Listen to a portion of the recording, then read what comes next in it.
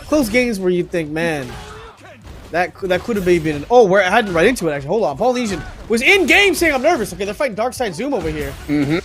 Just straight on into it. PolynesianSauce with the Ken gets sent right back into the corner. Darksidezoom really putting the zoom into his name. No surprise from a Rashid. I was saying that character is fast as heck, but so is Ken at racking up his damage right now, and he is putting on the work trend. I put on the hurt. He's like, that stage where he's beating on the cards. What he's doing right now to Rashid. We got can't jump in those areas, man. You cannot jump there. Yeah, PolynesianSauce doing well at fighting out of burnout, and really good job of keeping composure, keeping an awareness of what Darkside can do, how much room he has to work, reacting to these drive rushes. You've got the basic bread and butter combos coming out. Drive rushes in, has the throw ready, might go for the loop. Doesn't, but good use of the drive to get right back in Darksidezoom's face. Knows that a good Rashid needs lots of room to move around and literally bounce off the walls, and wants to deny him as much of that space as possible. Yeah, but he tried to deny him a lot of space, but that's the thing. Ken needs one opening, man. He's a scary character. Small opening, explosive gameplay. It's what everyone loves about the guy. So we got one opening there, which led to a level 2 after a nice top 2 right there. Very well played. Yeah, people have been talking on Twitter about, like, being able to be two-touched by Bison or Akuma, but the thing is, this is a game where almost everybody can two-touch you, especially Ken. That's what I'm saying. Yeah, people forget. People sleep on Ken sometimes. I mean, the Ken agenda, the down players have done well. They're strong as an army, so we sometimes forget until you're in a corner against Ken. This is what's going to happen, right? Grab, heavy, meaty, little jabs. Ooh, DP not working out there, though. Interesting work from Darksidezoom to bait out the DP there. Saw that PolynesianSauce had the anti-airs ready and really just intentionally threw off his timing. I like that. I like the little mix-up there, kind of in his head a little bit. That allows for that later game stuff. You want to plan ahead, right? So if you're like, oh, this works now, see me later. You know what I mean? Yeah, absolutely. And it's like when you've got a guy who's super keyed in at the plate and he's fouling everything off. So you throw something outside the zone because you know he's going to swing. Absolutely. We saw there what happened, right? He swung, got hit by DI, burnt out. Nothing you could do there but take that L. He took it with confidence right there. Yeah, and that's just, this is a game about forcing no-win situations. You need to force your opponent into what the Germans call Zugzwang. They have to make a move, but every possible move worsens their position. I haven't heard that one, but I'll take your word for it. I don't know any German, but heck yeah. Man, it is looking really hard to keep this Ken out. But you know what? Darksidezoom's doing a very good job of that. No level 3 there. Doesn't want to catch it. Ooh, parry could have been punished, but doesn't get hit too hard for that. Gets a Gemini combo low into corner. He's looking very scared here. Oh, gonna catch off a level 3. Does go for it. Here it comes. Great time to break out that level 3 too. That's probably gonna put him on the board. Oh, absolutely. That is definitely what he wanted there. Good outcome. That was a scary moment for sure. I think in that situation, you have to use level 3. Maybe you don't want to. You're like, man, it would really suck too, but I have to. I'm a ton of choices here. Yep. Saw the jump in coming. Darksidezoom was a little afraid of that. Combos well out of the duck into the throw. Gets over with the cross up, baits out the dragon punch. PolynesianSauce may be a little too consistent with those, as weird as it is to say. Almost every time Darksidezoom jumps, that DP is waiting, and it's making him baitable. Yeah, he's very good at hitting those, and that's what you gotta be scared of. That is what neutral is. It's a combination of learning what your opponent does, learning how to get around that. Right now, although Ken is so straightforward, Rashid needs to find a way around it, but he keeps getting caught by these moves. The Dragon Lash into grab, another grab. Oh, round 1 to Polynesian. Polynesian's so good at setting up those grabs and just keeping Darkside from teching them, and that's what's getting him on match point here, because all these options are very simple options, but he's clearly refined them to a very sharp point. Oh, absolutely. And that's the thing, right? You said it's simple options, but there are, if you condition them well, if you know a grab's coming, it doesn't mean you're going to stop the grab. You can think of ways around that. And we're seeing right now these Jinrais, these catches into an Oki, but catches him back with a throw. Very nice to reset the neutral. Yeah, and a reset's exactly what he needs right now. Darksidezoom needs to find a way to keep him from revving up the engine. Catches him coming in, gets the cross-up going, reads that cross-up attempt, fighting out of burnout. Shades of Noah the Prodigy. Is he going to be able to put himself on match point like this? He's got PolynesianSauce turtling up, back towards the corner. Now they're both in burnout. Here comes the super. Yeah, that might actually be the end of it. Yeah, definitely the second part of the levels. Ending right in that chops. Match in style. Absolutely. And, you know, he did his best there, but that's the thing, right? When you let Ken give his Jin rise and the one-time mixes. Oh, Kharsonist is also here. This is going to be a really hype tournament, actually. We're going to see some names that I've seen in other tournaments before. It's really cool to see the legitimacy of this tournament we've loved so much at Breakout. But we get right into it now with Zombie versus, you said, Equanimity. Okay, Equanimity. Okay. I'm trying not to mess that up. All right. What do you think of the Akuma versus Manon matchup? I haven't really seen this before. You know, I want to say it's one of those things where, in theory, you're thinking, okay, Akuma has all the tools, right? But again, one-touch explosion doesn't feel too great. You know what I mean? Yeah, especially in a game that moves this fast, where almost every character can two-touch you, and Akuma famously little health. Yeah, Akuma has that low HP, but again, if you can just kind of stay out of that range of getting in danger of grabs with these, stay in the air, stay in situations where you're avoiding a lot of that damage, you should be pretty good. But again, you gotta play very careful, right? Very careful.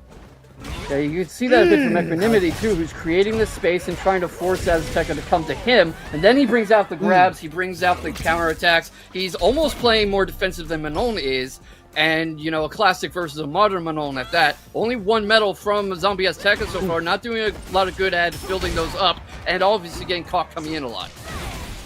100%. And I think that's, you pointed to it exactly. I was going to just say, that's kind of why you have to do this matchup, unfortunately. Even if you want to go in as Akuma, you can't really. You have to really play that safe game. Because the moment you get too close, you're going to eat it. And you don't want to be eating all that damage from our boy. Yeah, and you can see it just there. Azteka going on to 2 medals from Equanimity, really trying to play a little more aggressive and speed up the pace of the match a bit. Loses the control over the pace, and you can see how low his health is, but he's starting to come back from that. He forces Azteka into burnout. He gets caught with the punish counter, though, and now Azteka's free. Might be able to make something happen here.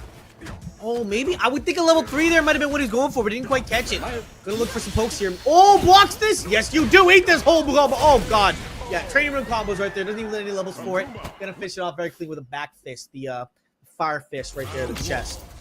Yeah, that controlled aggression is a great option because you could see that he just needed one moment, one good block, and that was it. Azteka's parry game is strong, gets over the fireball, gets the cross-up going into another throw. 2 medals already, starting to warm up more to the Manon playbook. Can Equanimity keep him from running away from this is the question. It looks like he's doing a pretty good job right now. He's got a bit of a handle on the playstyle, patching these jumps. If I'm Akuma right now, I'll be real, man. I am scared right now because this is where it gets scary, right? Couple of hits, couple of jump patches, and you're now sitting at a very sad deficit in game number 2. Zombie getting 3 medals and a whole round on top of that. 3 medals, the level 1 most of the way there. Already took the first couple blows, but a lot more health to work with than Equanimity has. Blocks the drive rush, blocks his whole combo. Gets caught, though, and Equanimity still right in Manon's face. ZombieAzteka comes back in, goes for the cross-up, gets blocked, but doesn't need the whole hit, gets the throw going. Got a level 2 coming up whenever he wants it. 4 medals, and just going haywire on Equanimity, who starts to climb back into this. He's slowly crawling back over if he can, but again, level 2, that's gonna hit. Oh, it's gonna be like so much damage. C8, but he's on level 3 to actually take advantage of that health. So right now he's at a deficit, trying to find a poke here, but Zombie is now slowing down the pace a little bit, going for these parries. He doesn't need to really get hit if he doesn't have to. Oh, he goes through with the grab, and the punish counter slam, he's gone! That's game number 2. Now it's wrapped up, it is tied up in a bow, and we are going to a final game for the first time tonight. Shades of Teddy Riner in that throw from Azteka. Some dominant judo on display, good parry game, already got the punish counter throw, goes for the cross-up again. Equanimity sees it coming, but can't stop it. But, you know, Azteka can't stop that training mode combo either. Yeah, that's training mode combo right there. It's, again, another grab. This is scary. 4 medals in round number 1. 5 medals! Correct myself in round number 1. This is exactly what Equanimity was doing so well preventing in the first game, so I wonder what adjustment Azteka made that he's getting so much better luck with it. He definitely, you're getting, the back break. That ballet is fancy, but that back break is some Street Fighter stuff right there. That looked painful. Ooh, yeah, definitely, but as you were saying? As I was saying, I mean, that I think we just stopped jumping less. We see less demon movement, less aerial movement. You're allowing to fight. Right there. But again, you're getting caught when you do. You got to be more mixed up with it, right? Play Akuma like the tricky boy that he is. You're playing too honest. Yeah, I would think so. I think you're onto something. He's trying to stay right in his face, but not ready with the text. Not ready to get his eyes low as those come in below the knees. Gets the trade mode combo going, but both of them have level 3 ready whenever they want to add 5 medals, which is always scary. But forces Azteka into burnout, gets the first round. their first round of the game, and now it is final round, and both of them have put up a heck of a fight so far. I do say so absolutely. Myself. Absolutely. They are both playing out of their minds right now, but again, we start with a huge really grab there. 5 medals is not something to play around with. OD Fireball gonna keep him out. We see the sway there. Maybe try to bait that out if you're on the side of Equanimity, but again, it's a little late now. You gotta kind of play with your instincts. Yeah, got his eyes in the air a little too. Gets the punishment going after that parry. Baited out the parry, got the move going. And here comes the super, and that is a lot of hurt. Yeah, he's got some anger behind those hits, and that's a low meter Manon. But again, level 3 could be scary if Manon get in here. Uh-oh. That's a scoop. Oh, we're getting close. Oh, this could be bad. That might be it. That might be it. That is so much momentum, and that level 3 is there whenever Azteka wants it. Low on drive, burns out. Your bird's out, though. Critical arts ready. You gotta do something. Fireball. Fireball. Keep him away. He's trying to feel Equanimity out, force him to commit to something. He jumps over the fireball, over the drive rush. Here comes the critical art, and that's gonna be it. Azteka going on ahead. Man, you see a modern play and you really want to test his reactions? Are you sure about that one? Yeah, braver man than me. I am not sure what the thinking was there, but I think you got to go back in the kitchen and cook that again. Are you going to get sick of playing Street Fighter 6 or not? That's true. At the end of the day, it's a fighting game. It's a little bit of gamble. We're hopping into... Ooh, Marisa Ditto! Okay. Marisa Mirror. Versus CVE. That's interesting. CVE. And, you know, a couple weeks ago, Jimmy DR actually won Breakout Series, beating the recurring bracket demon Ruffian in the grand final. So I am really looking forward to seeing what CVE can do here, already off to a really strong start. Yeah, he roughed up Ruffy, but right now he's getting roughed up by CV. Gonna need to do the CVS after this one, get some band-aids for what's going through him right now. But oh my goodness, making a good comeback right now. Oh, the double punch! I charge stronger than you. I'm bigger, I'm stronger, I'm better. Jimmy DR slightly perfectly symmetrical violence never solved anything. Apparently not, but it's looking like it's gonna solve Jimmy DR's first game here. He's figured out something right now. He's got the punch again, the chops, the chin check. Good discipline from Jimmy DR. I feel like Marisa is so intuitively a steamroller character that often people will play this highly smash mouth style with her. You don't often see a Marisa hanging back and letting you have enough rope to hang yourself. Absolutely. I think that comes with just skill and knowledge of the character. There's some matchups, obviously, where you can't do that, right? You play Dhalsim, you gotta wait for your turn, right? But right now, CV, maybe get a little patient here. Jimmy DR able to find these openings. And level 3. Oh my. Yeah. Wrap it up. Wrap it up. That's game one. That's game one. Thanks for showing up, CV. Better luck next game. But, oh my goodness, you are just seeing the difference in character knowledge here. To spot that exact pixel length range difference and exploit the overextension in a second like that. Absolutely, yeah. He just was able to take all of that damage, take all her love. It looks like Stevie's having a little trouble swallowing all that damage right now because he is right now sitting at about 75%. Grab would have put it down to 50. Oh, the swings from Jimmy.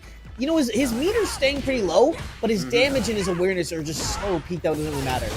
Yeah, absolutely. Gets a little overeager with the drive rush, gets punished for it, gets that big old punch to the face. You could see him playing a little more patiently for a second there, but it's like he got a little overeager, and now we're already on match point, and he's hardly even hit Jimmy this game. Yeah, he's just, he's getting a little broad right now. You know, Jimmy DR is I respect the confidence, though. Challenge Jimmy DR on his own main, like, this character's going to study all the frame data. I can do this. You know what? Good effort, but Jimmy DR is trying to put a statement of why you should not do this. Yep.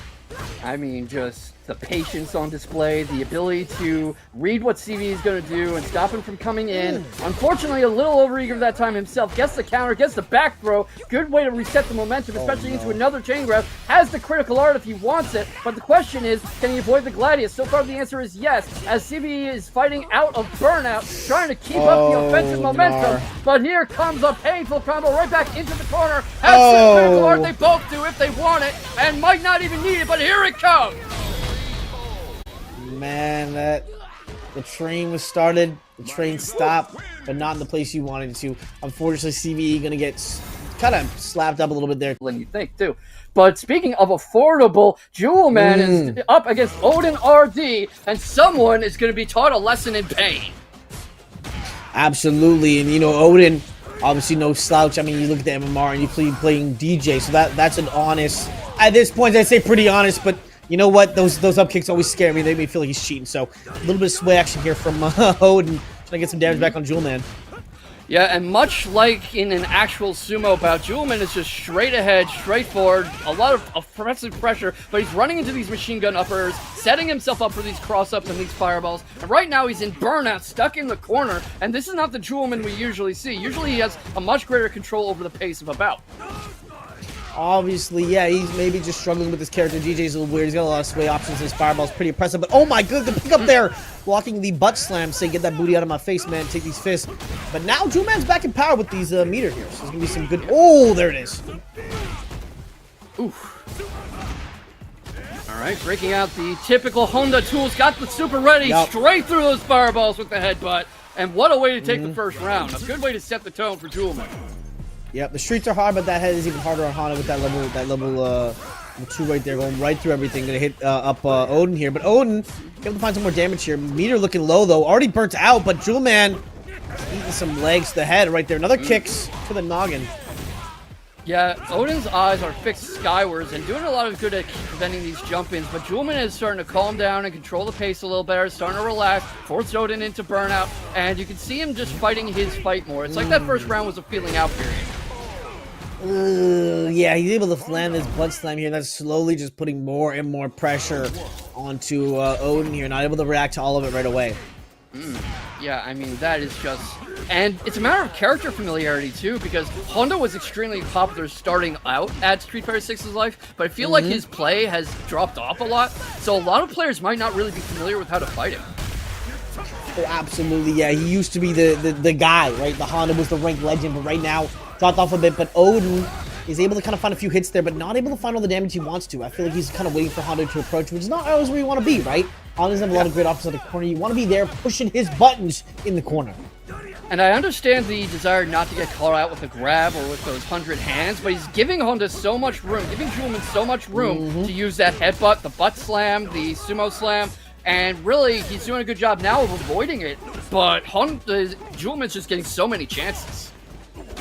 Absolutely, yeah. More chances, more money, and less problems, but unfortunately, couldn't quite get the grab there. Missed the tech, and Odin took full advantage there and got a nice round for himself.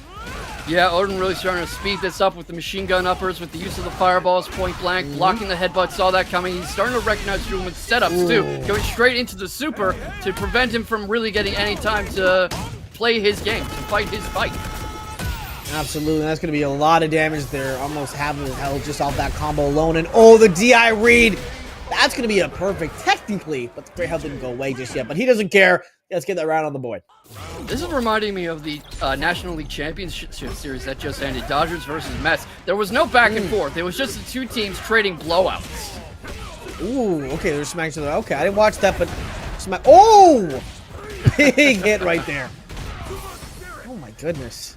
See what I mean? See what I mean? It's either one player's doing all the driving or the other, and right now it's Jewelman's turn on the wheel, but Odin wants to have a few words about that, gets him in the corner, gets him caught, he's teeing off, and tries to back off a little, tries not to let him do this with the EX hands and into the drive rush, fighting out of burnout, but not scared of it at all, sends him all the way across the screen, and has a pixel of health to work with. Jewelman taking over control. Can he keep out of burnout, though? Can he fight out of this? He can! Match point, Jewelman!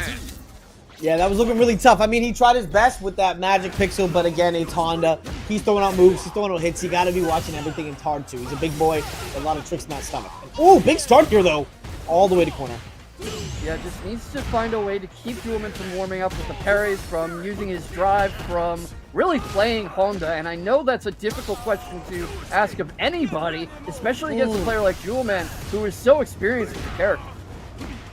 Well, absolutely, yeah. He's a well-trained veteran, if you will, on this character, so he is not going to be one that's easy to stop with this damage. And he is putting big numbers on the board right now. Jewelman is low, though, but that CA could be a threat if he's able to get it off here, though. And, could get level 3 off this. It looks like he might actually do it. Not going to need it, I don't think. He didn't need it, but he uses it. Sends up the Dokyo of Fire, and brings him to the Tawara, throws him flat down, and here comes the sumo headbutt. Honda no Kachi! Cashing out fully into a lot of damage there. Unanswered on the side of Odin, unfortunately, until last year, was a salary man. He worked a 9 to 5, right? And he got like a Capcom Cup. He's like, wait, I'm goated. You know what I mean? Yeah. And I'm goated. So like, of 9 to 5, we are going in. Jimmy DR just clocked in and ready to pull a shift of beating somebody. And Carlos is gonna have to make sure he brings out all the stops against our returning champion. That is true. Yeah, Carlos, EMA is going to be coming in here probably realizing what kind of situation you just found yourself in. You might be in danger, and it looks like you are in corner with no meter. You're burnt out against Marisa. Big body lady.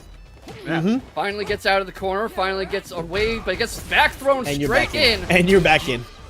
Jimmy DR is just so good at managing space and controlling your movement options like that, has just been cutting off every single possible avenue of escape for Carlos. And obviously, I'm not biased, I am a commentator, I'm sworn neutrality, but Carlos is going to have to play a lot more carefully against such an experienced Marisa. Absolutely, and now, yeah, you got to play more carefully, but not like that, not driver, so you got to play your options a little bit more defensively, and oh, punish counter. No, doesn't actually fully hit, but you are burnt out against Marisa. Now we're going to be Jimmy DR, hard to escape out of corner with, and oh, level 1. Got the momentum for right now. A lot of people will just hold on until they've got the critical art or the level 3. They won't smoke it while they've got it, but Carlos picked a great moment to break out that level 1. Unfortunately, he's stunned and in burnout again. Jimmy DR doesn't care. Takes the first game in abrupt fashion. I feel like 30 seconds ago we were talking about Chris Wong, and right now it's already 1-0 Jimmy.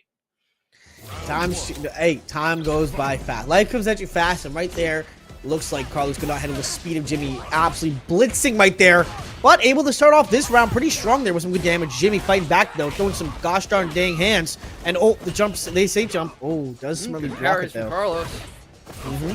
The thing is that Carlos is showing good awareness of Ryu's tools, but he's not really connecting them very much. He'll break out some good parries, he'll have good control over the supers and stuff, but he's writing individual sentences, he's not turning them into a story, he's not linking them, they're not building towards an argument for him winning the set.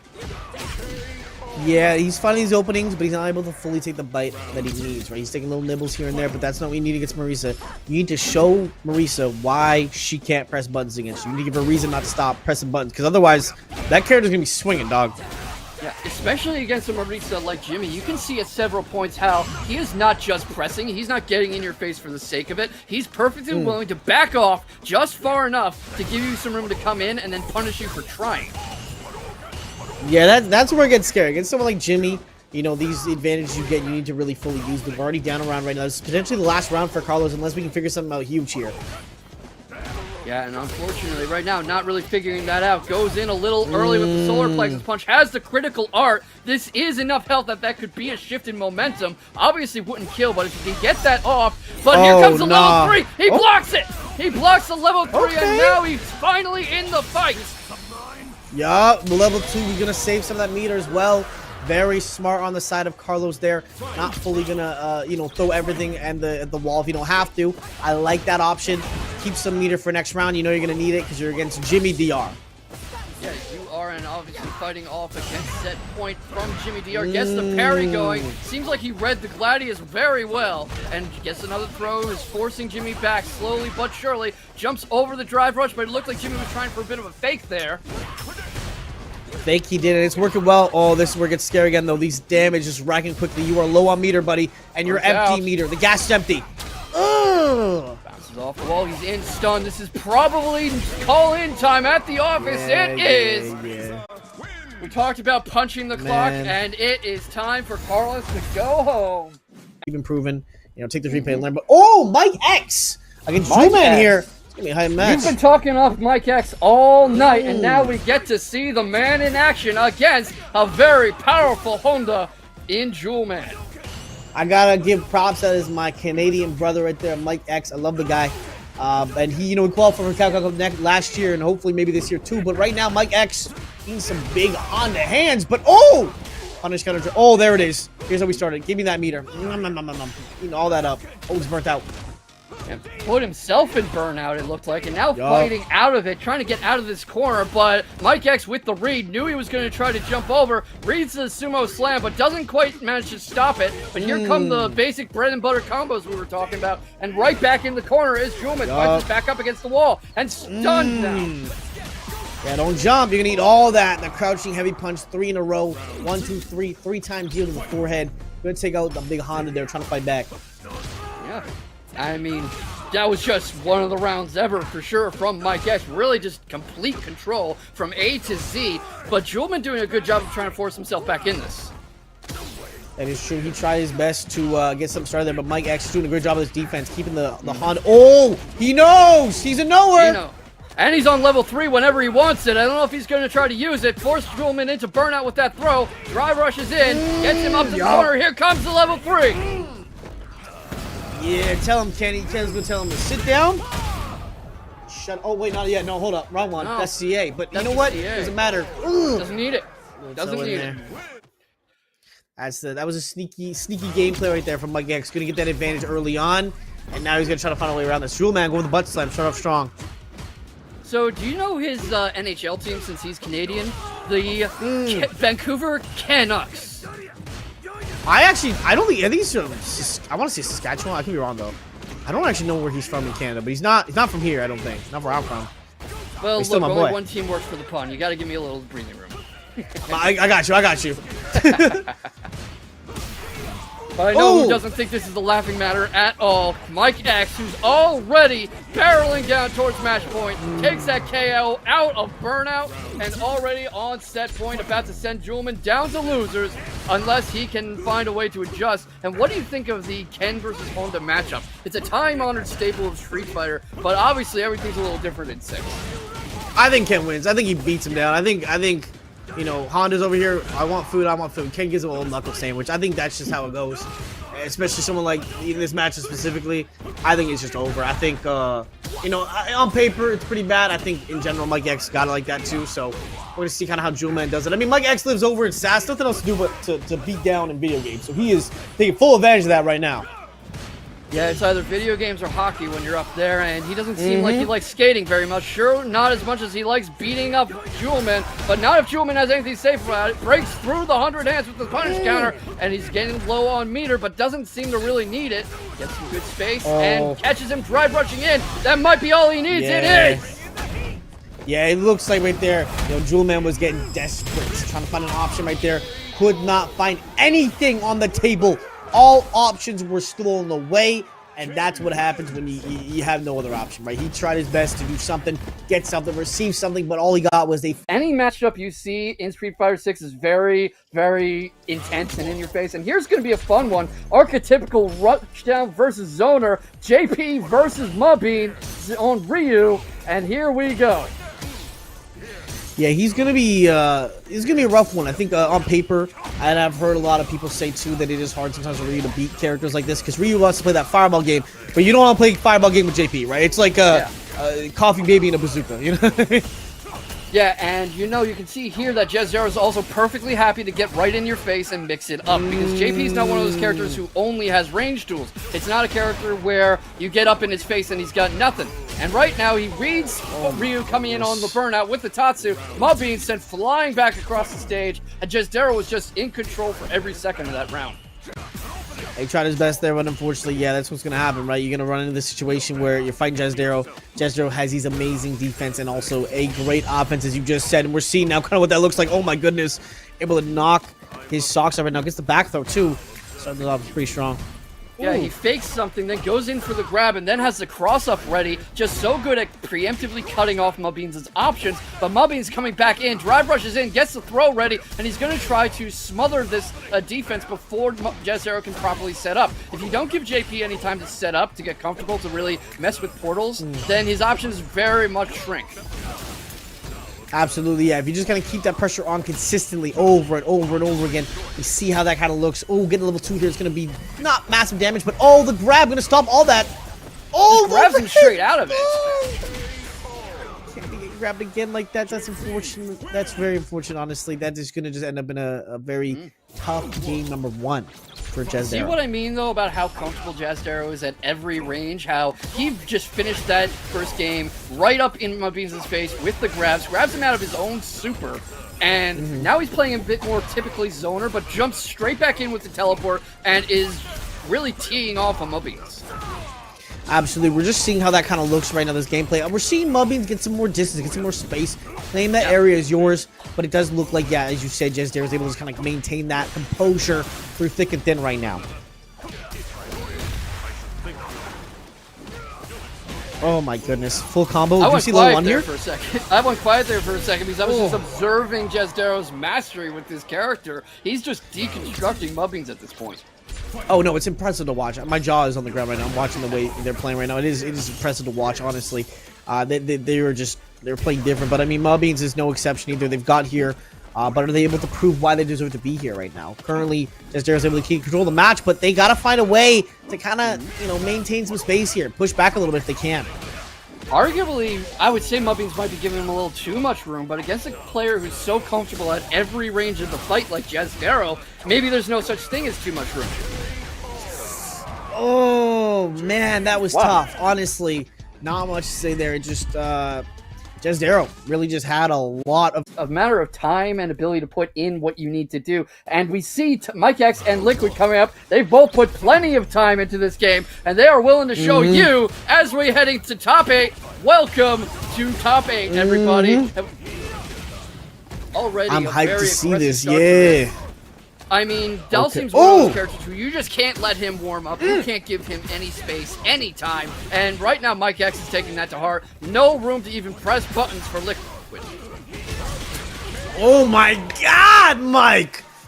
Ooh. Perfect for the round 1 with the grabs in the corner. I did not get to see Dhalsim press any buttons that hit. I mean, gosh, he got perfect, but ooh, I like that light kick to start off, and we're corner again. We're corner again. Good thing with the free jump.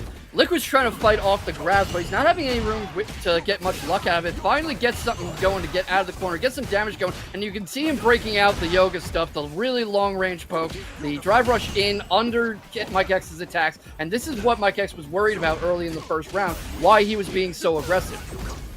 Yeah, you give Dhalsim a space, that boy will take a mile. Right now, we're seeing kind of what that looks like. That pressure is just so safe. You got a firewall back, but then he teleports behind you, and boom, he's slapping you in the back. The back shots, Mike's got to find a way around this. 1 pixel of health right now. Could do something crazy for level 3, though. Oh. Yeah, he just did something crazy. He landed on the fireball. That was something crazy. Not the kind of crazy you want to see there, but get a start there. Ooh, Liquid pushing him back, all the way back. Mike trying to run in there. DP doesn't quite make it, though. Yeah, going for those big pokes. Liquid's got him in his face now. Doesn't back off. Tries to force him backwards. Drive rush comes in. He's giving himself a lot more room. The parries come out, and right now he is just trying to keep the damage on Mikex. The Yoga Fire comes out, and it is starting to turn into Liquid's match. This is why you don't want to let a Dhalsim get comfortable. Absolutely. We're just seeing every time he's pushed back, he jumps back, hits him with a dive kick back in. But oh, Mikex running in there with the running DP. Gets him to the corner with 1 grab. Do we see 2 grabs? No. And he has level 3 if he needs it, but is Liquid going to give him a chance to use it is the question. Oh, unfortunately gets the jab in the air there. Not sure how to convert off that just right there. But, oh, doesn't quite get the jump. And that jumping could have maybe led to something huge there. Trying to find a shimmy, but Liquid isn't answering. Oh!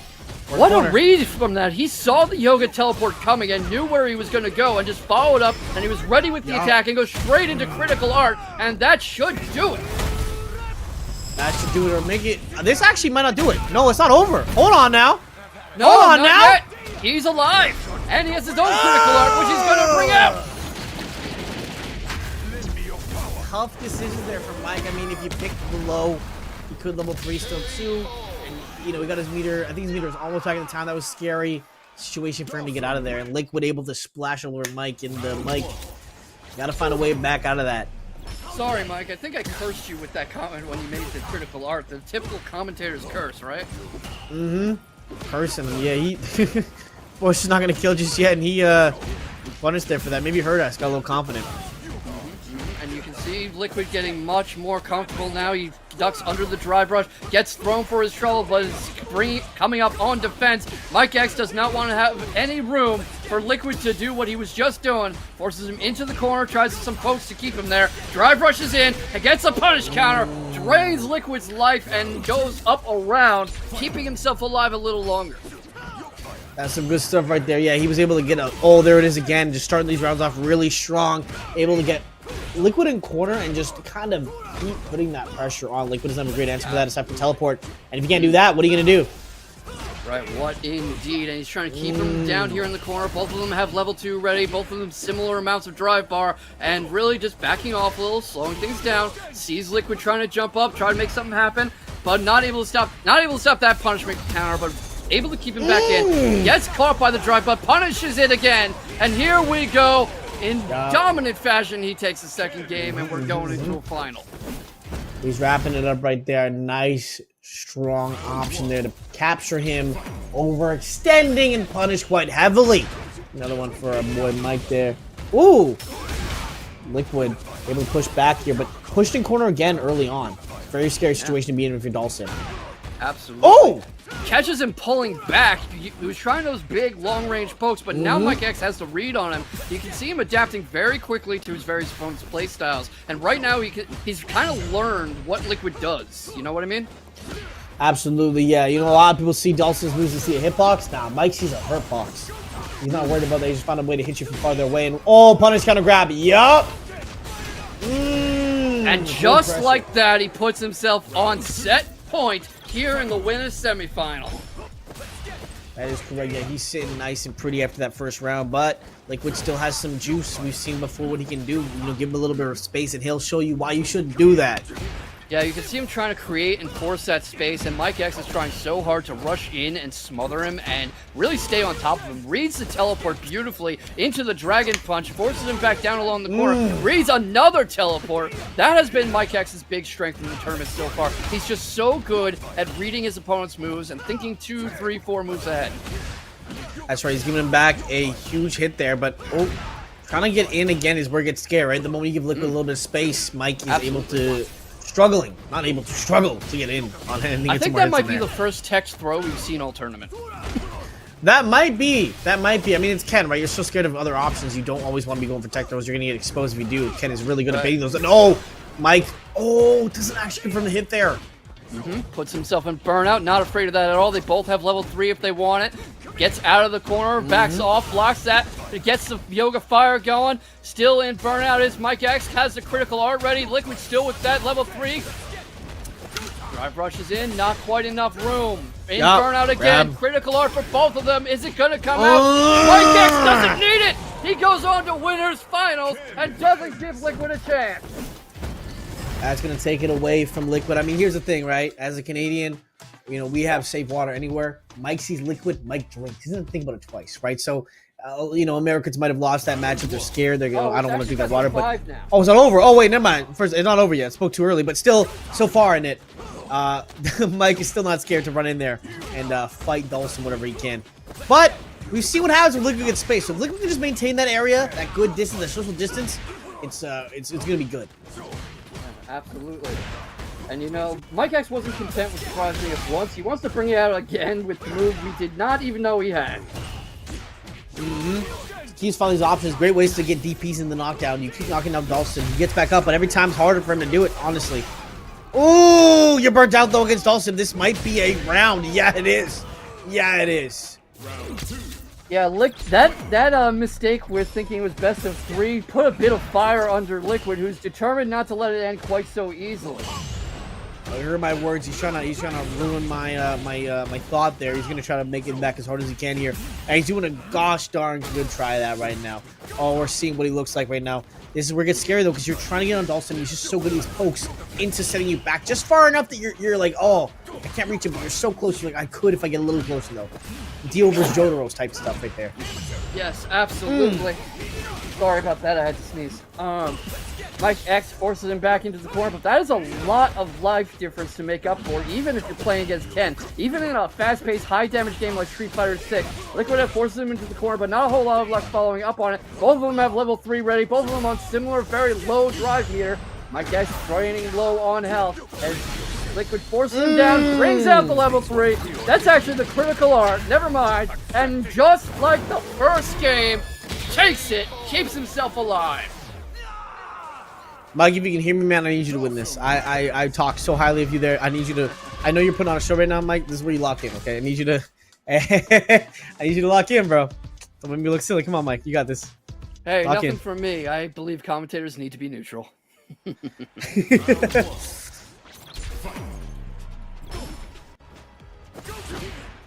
Ooh, all right, catches him coming in on the drive rush. Bit of a standoff in neutral. They trade, and right now Mikex trying to fight so aggressively and close the door on this, not wanting to let it run away from him after taking 2 games in a row. He thought he was so close to just winning this whole thing, and Liquid has shown an incredible ability to hang in there. He really has, but that meter was hanging on by a thread. Unfortunately, there it does break right now. He's sitting burnout against Cam. We're not going to be, especially on Dhalsim.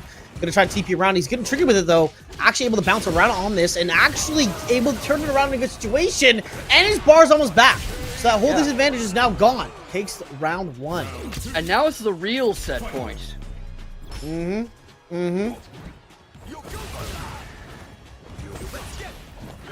Ooh.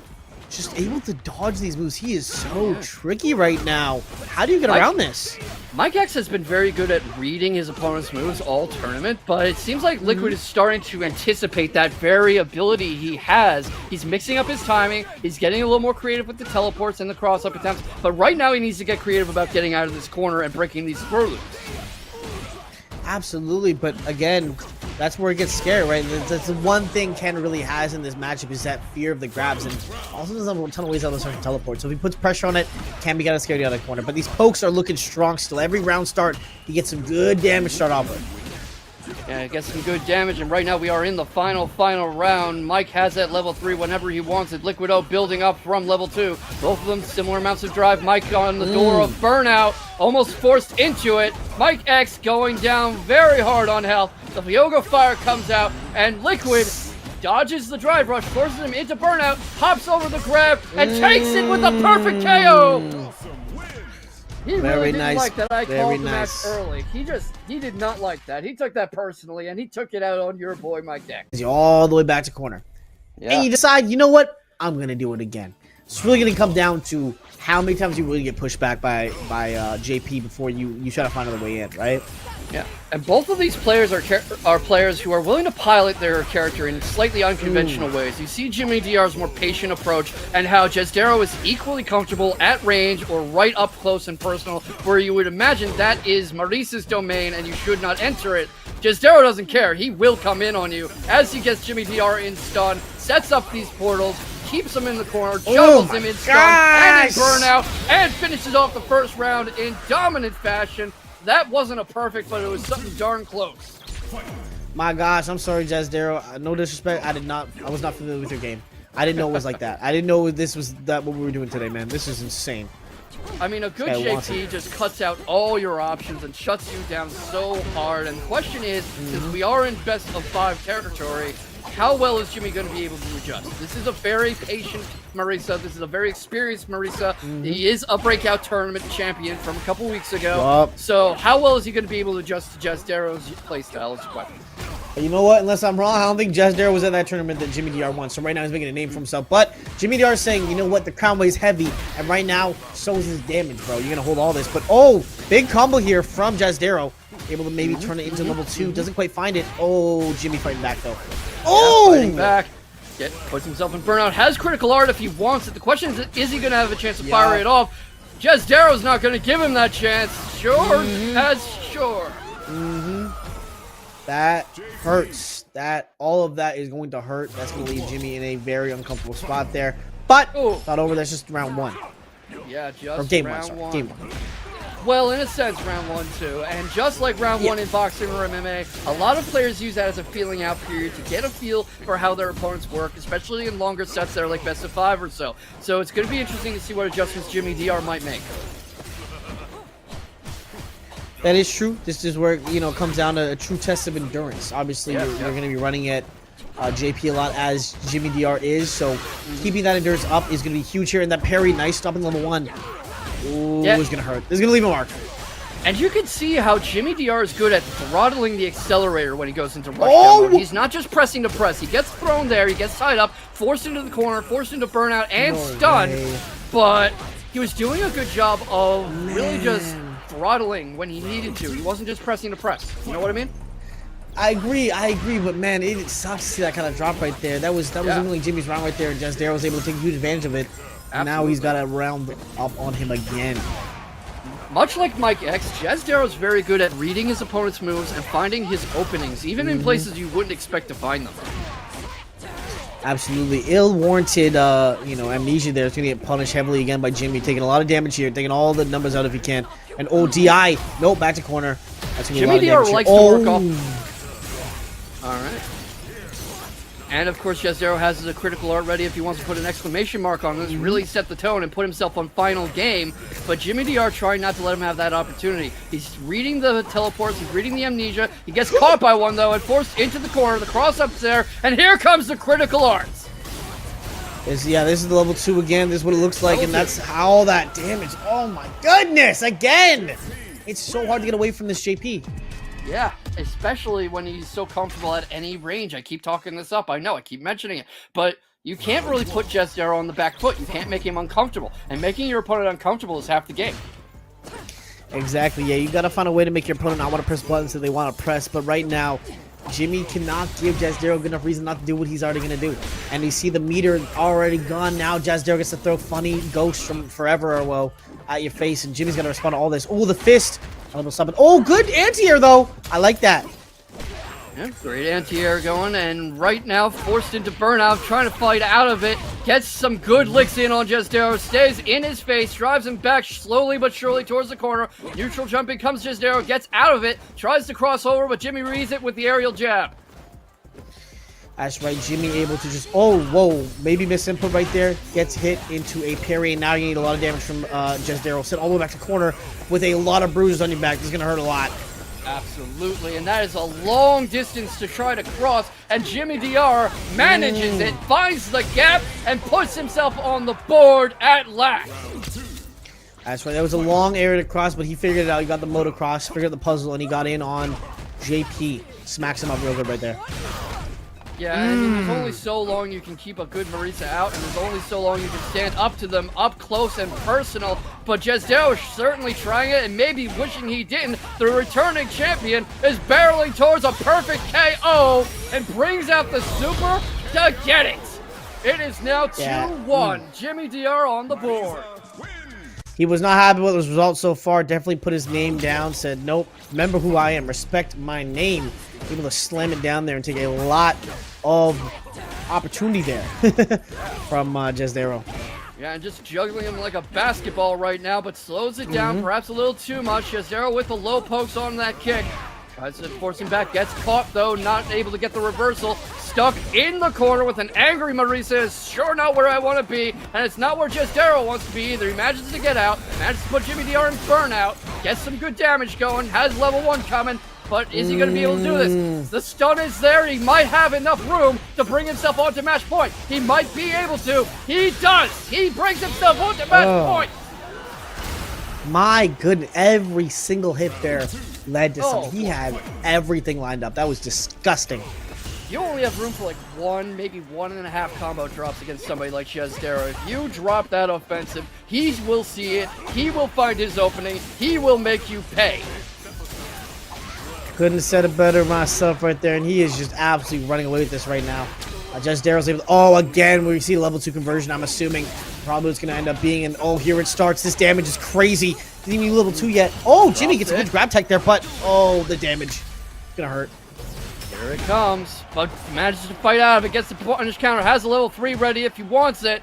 Jazdero's drive meters coming back, forces some distance, gets those low posts, techs the throw, tries to keep him from drive rushing in, has all the space he needs if he can keep Jimmy DR back, and the returning champion's trying to bring the fight to him. Jazdero puts himself in burnout, not afraid at all, takes the set! He just beat the returning champion!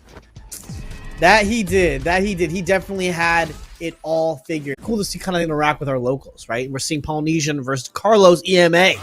Start off strong here. That's going to be crazy. I don't really know what to expect here. It's both characters just almost do the same thing with Ken having a little bit more rush down than he did with the Dragon Lash and the Jinrai kicks.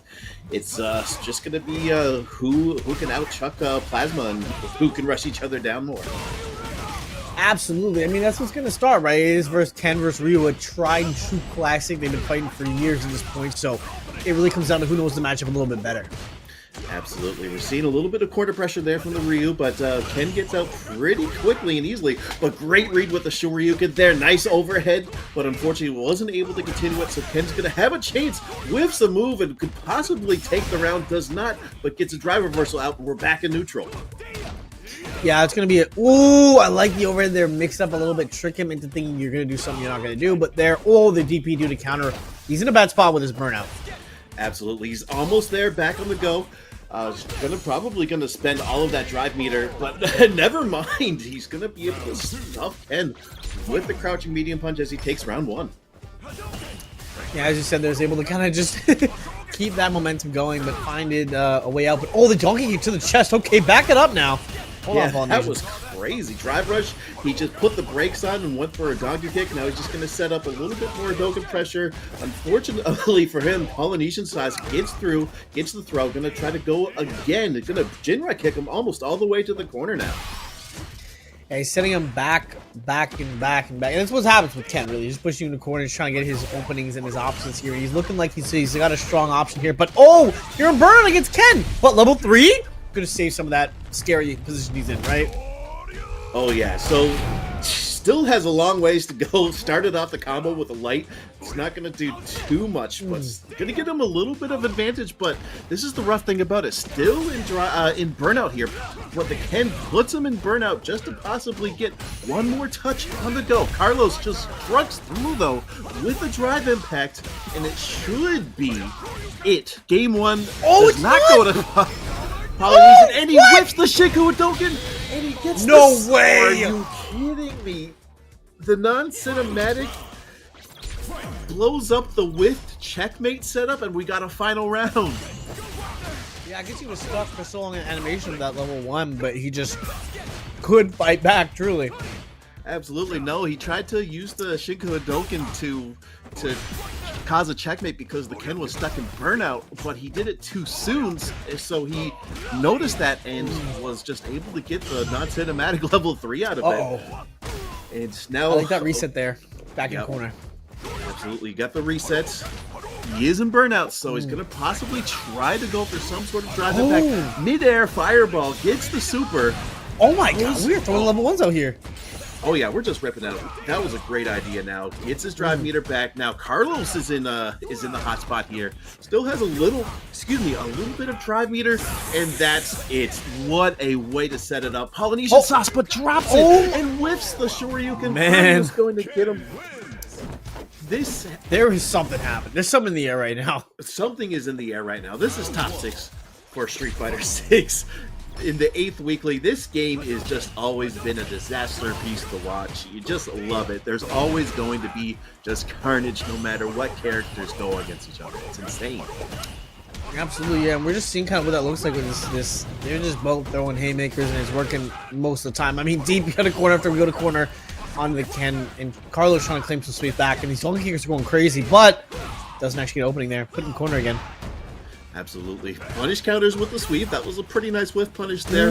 But the drive rush into throw carries him back in. Great perfect parry. He's going to get a decent amount of damage there, but goes for the corner. Sorry, not the corner carry, but the corner switch back out. Decides to go center stage this time. But you know, with Ken, he's just going to do whatever he can to just carry you back into the corner with 1 or 2 touches. And that is unfortunate. You don't want to try to anti-air and approach with drive impact just because the other person's going to have an easier time to just respond to that. And with that, during that explanation, he was able to close out the round. Yeah, the level 1's going to be huge after that corner switch there. I mean, yeah, Ken is not a character you want to give an opening to. Just really consistent getting big damage there. We can see kind of how the early game is a lot of him poking. We see a DP again from Carlos. Same thing we've seen in the past 2 games, or past 3 rounds. And now the grab is where it starts to get scary again for Carlos. Absolutely. He had a great spot to be in game 1, and just unfortunately just 2 big mishaps in both round 2 and round 3, and he could possibly go down 2-0 right now, but still in a good spot until, he's out of burnout, and these dragon lashes are just going to have so much pressure on him. Nice. Right. Great punish there by Ryu. I don't believe that's going to kill because that's not a critical art, but he's still in a really good spot. Yeah, that's a good way to kind of stop the momentum. He was currently in a really bad spot, and You know, he's able to get it around, because that was scary. It was looking like we saw it repeated before, but he's able to get it back. I like that fight back. Oh yeah, that was really good. PolynesianSauce had a little bit of a panic drive impact there. Really wanted to close the round. Didn't get a chance to, but this time he's going to start off with a great lead. I really like these level 3s at the start of the round, simply just because you're most likely going to build up one more bar at the end of the round just to get that nice clutch get off and finish things off. Yeah, we can see now just trying to find new creative ways. Carlos looking for ways to get out of the corner that aren't just, you know, type of grab, backdash there, but still getting punished heavily and brought all the way back to mid-stage, but doesn't look like it matters where he's on stage. Being thrown back to the other corner, and that is going to be another game for PolynesianSauce. Absolutely. 2-0 for PolynesianSauce, and that was the cutest tomahawk, empty jump throw setup I've seen. It's just a really cool setup that you can do. Instead of just going for a little follow-up afterwards off of the ground bounce, you just jump in. Carlos thought he was going to go for a roundhouse or like a jumping move, but so he's ready to block, but then he just gets hit with the back throw to close out that game 2 there. And now we're getting close to the corner, but we all know how this goes. PolynesianSauce is going to probably find a way to sneak out, maybe. Right over. He seems sweet. He gets leads out of nowhere. He makes magic happen, but Carlos just very consistent, able to find a lot of hits here. It just seems like he can't really get out of corner against Ken. I mean, that's the Ken dilemma, right? You get in corner against Ken, what will you do? Absolutely. I really liked that drive parry there. He was a little bit too far away to go for the throw, so he just knew that he was going to just throw some legs at him. But now, once again, we're still stuck in the corner here. That drive rush into tick throw setup is so gross. But he does eat a button, though. This could still be... That was unfortunate. I like the idea, but unfortunately he whiffed the DP, and this could be set point for PolynesianSauce. PolynesianSauce looking very consistent, gets him in corner, and Carlos just lacking the answers for the tests he's been given today pretty much every round, but finding some good sweeps here, not able to land anything, but Jinrai. Gets a good combo back, though. Started back to the center of the stage. Yeah, great get off me there by PolynesianSauce with the Shoryu Repa, the EX Shoryuken there. Now we're just kind of throwing out things. We're kind of feeling each other once again. We know how explosive PolynesianSauce can be, so he's got to try to find a way to not poke the bear here. But great patience there by Carlos, just waiting for PolynesianSauce to jump. He's at a sizable life lead here, but he's at critical art, so he's spending all the juice here to get the critical art. Will he sit down and will he shut up? Who knows? We'll just find out in 2 seconds, though. One last punch, he's still alive. Magic pixel percent, but the overhead again. Every time he's been given a test, Carlos just guessing the wrong thing, and you know what? Credit to PolynesianSauce. Jinrai, scared of these jabs that just make you put in a bad spot. But Kharsonist versus Real One. Absolutely. Aki versus Lily here. I don't really know. I've barely seen these two go at it. In Atlantic, Canada, we do have a Lily player named Bracket that does a really good job. Yeah. But I don't know what to expect. But look at this pressure there. Gets the crumple off that move there. Gets the puddle set up. I know a little bit of that of Aki, but it's gonna be tough for a Real One to get in here, and it looks like it's a perfect take game 1. You know what? Kharsonist has been in TNS and fought Akuma a couple times. I do know that much, so maybe he has experience that I don't know if a Real One has. Yeah, this is the thing about Street Fighter or any fighting game, really. You're gonna run into characters that you barely ever see, but tries to go for level 1 to punish, doesn't get it, goes for 3 kicks in a row. I honestly have no idea what Aki does. I do apologize there, but look at these extensions. Slippery though. It's not my type of character that I would play, but what a character to watch here. But we're not done just yet. Real One here is trying to get the command grab vortex set up. We're carrying him all the way over to the corner. Another command grab, and just like that, this could be all over. And by all over, we're going to the final round. I like that block. I like that exchange right there. We see what that looks like. I mean, obviously, we don't need to know what Aki does because Kharsonist certainly does. But it looks like Real One's learning. There's some real learning right here, learning how Aki's kind of working and able to push back against it after that perfect round one. Most people would be ready to crash out. Look at those win stocks. That is just such a delinquent, deliberate, belligerent. There we go. That was what I was trying to say. That move, the Condor Spire, just doing a good job of helping Lily get in, especially with those win stocks. But, oh, look at that.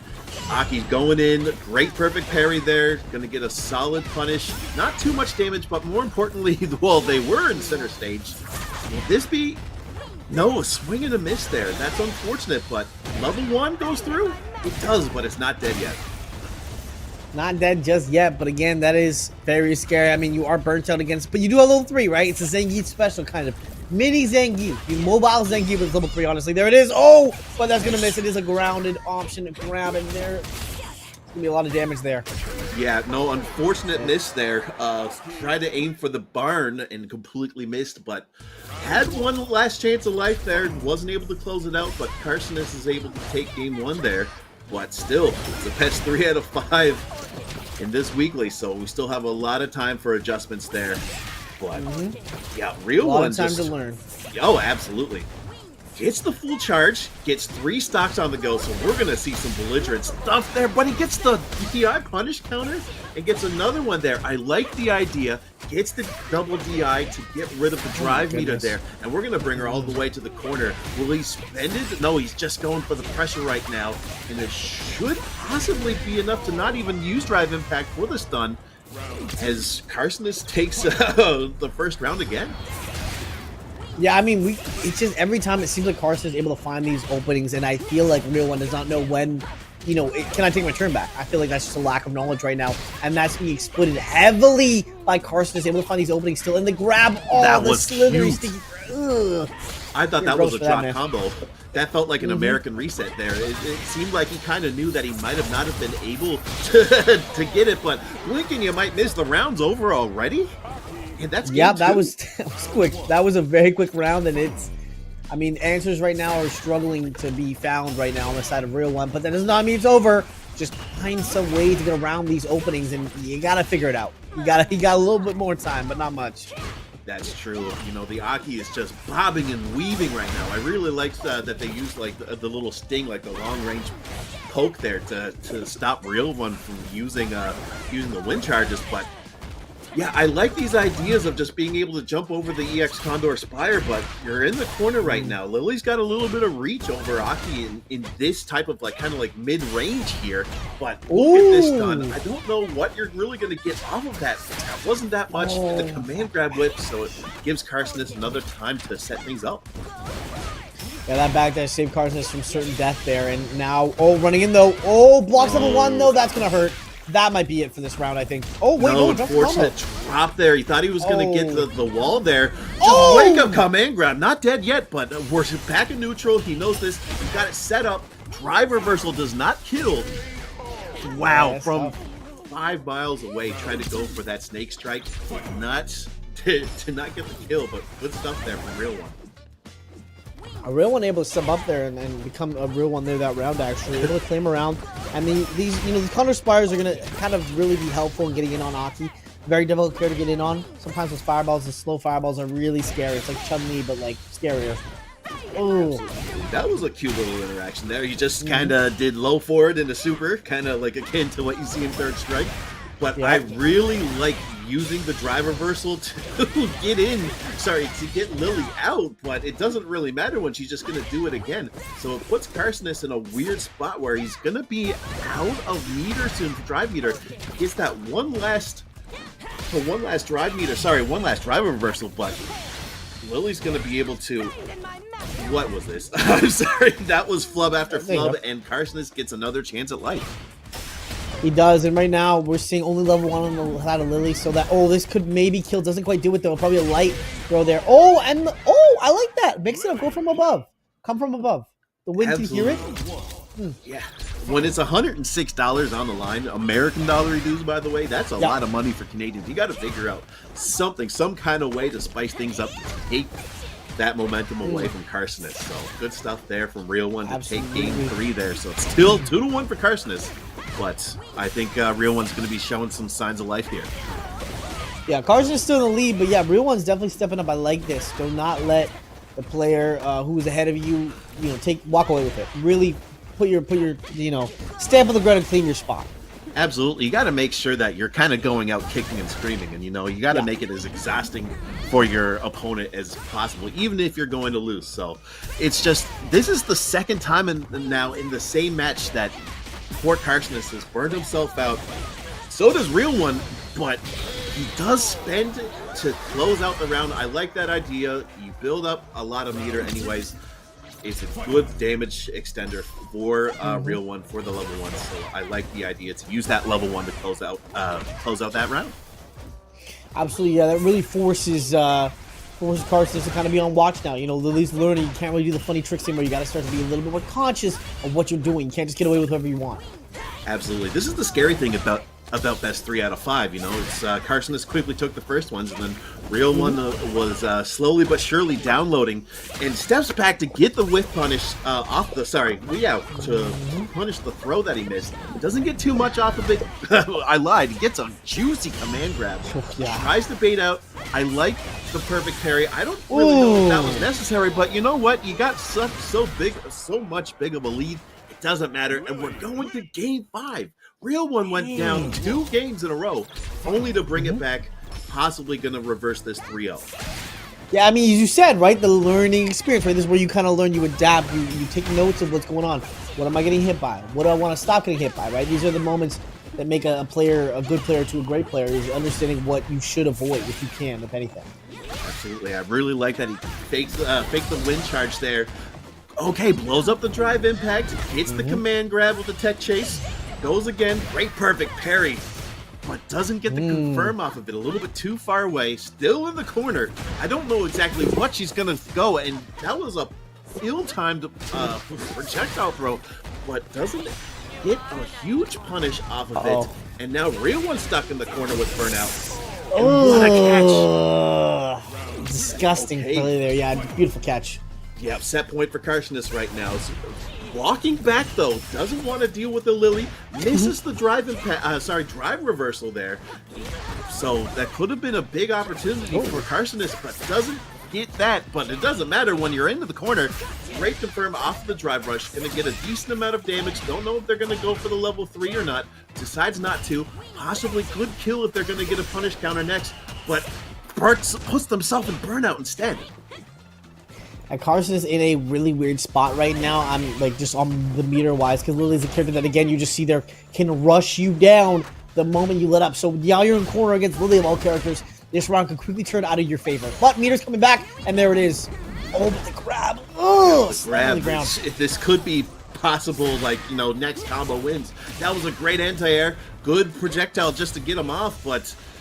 Just like anything, death and taxes, Real One's going to come in, but bounces off the Condor's fire, and that's going to be it. Kharsonist was showing signs of death, losing 2 games in a row after taking 2. I've said this many times, every Breakout Weekly, and he does not want to deal with the Ken mirror match, so he decides to go with Akuma instead. Interesting. Okay. More tools, less damage.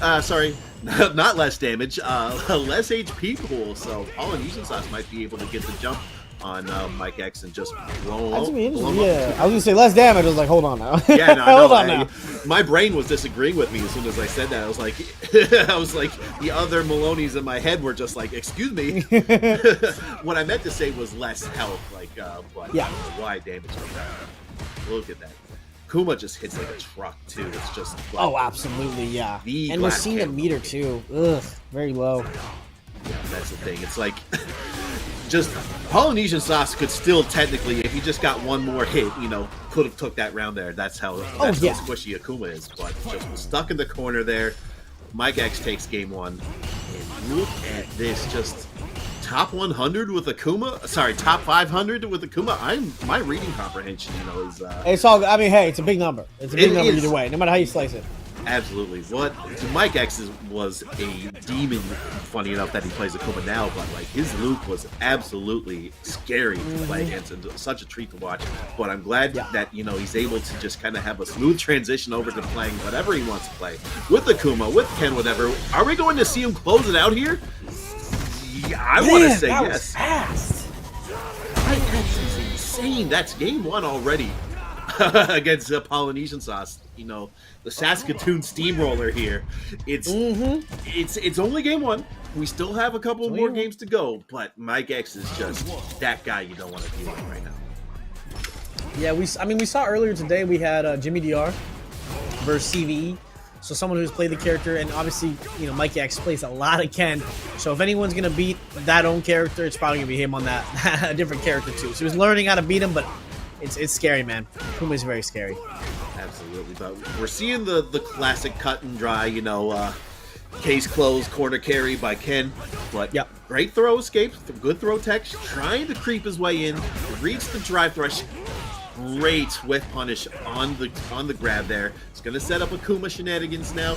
He's just trying to pressure him with the fireballs, but great jump in, no punish though.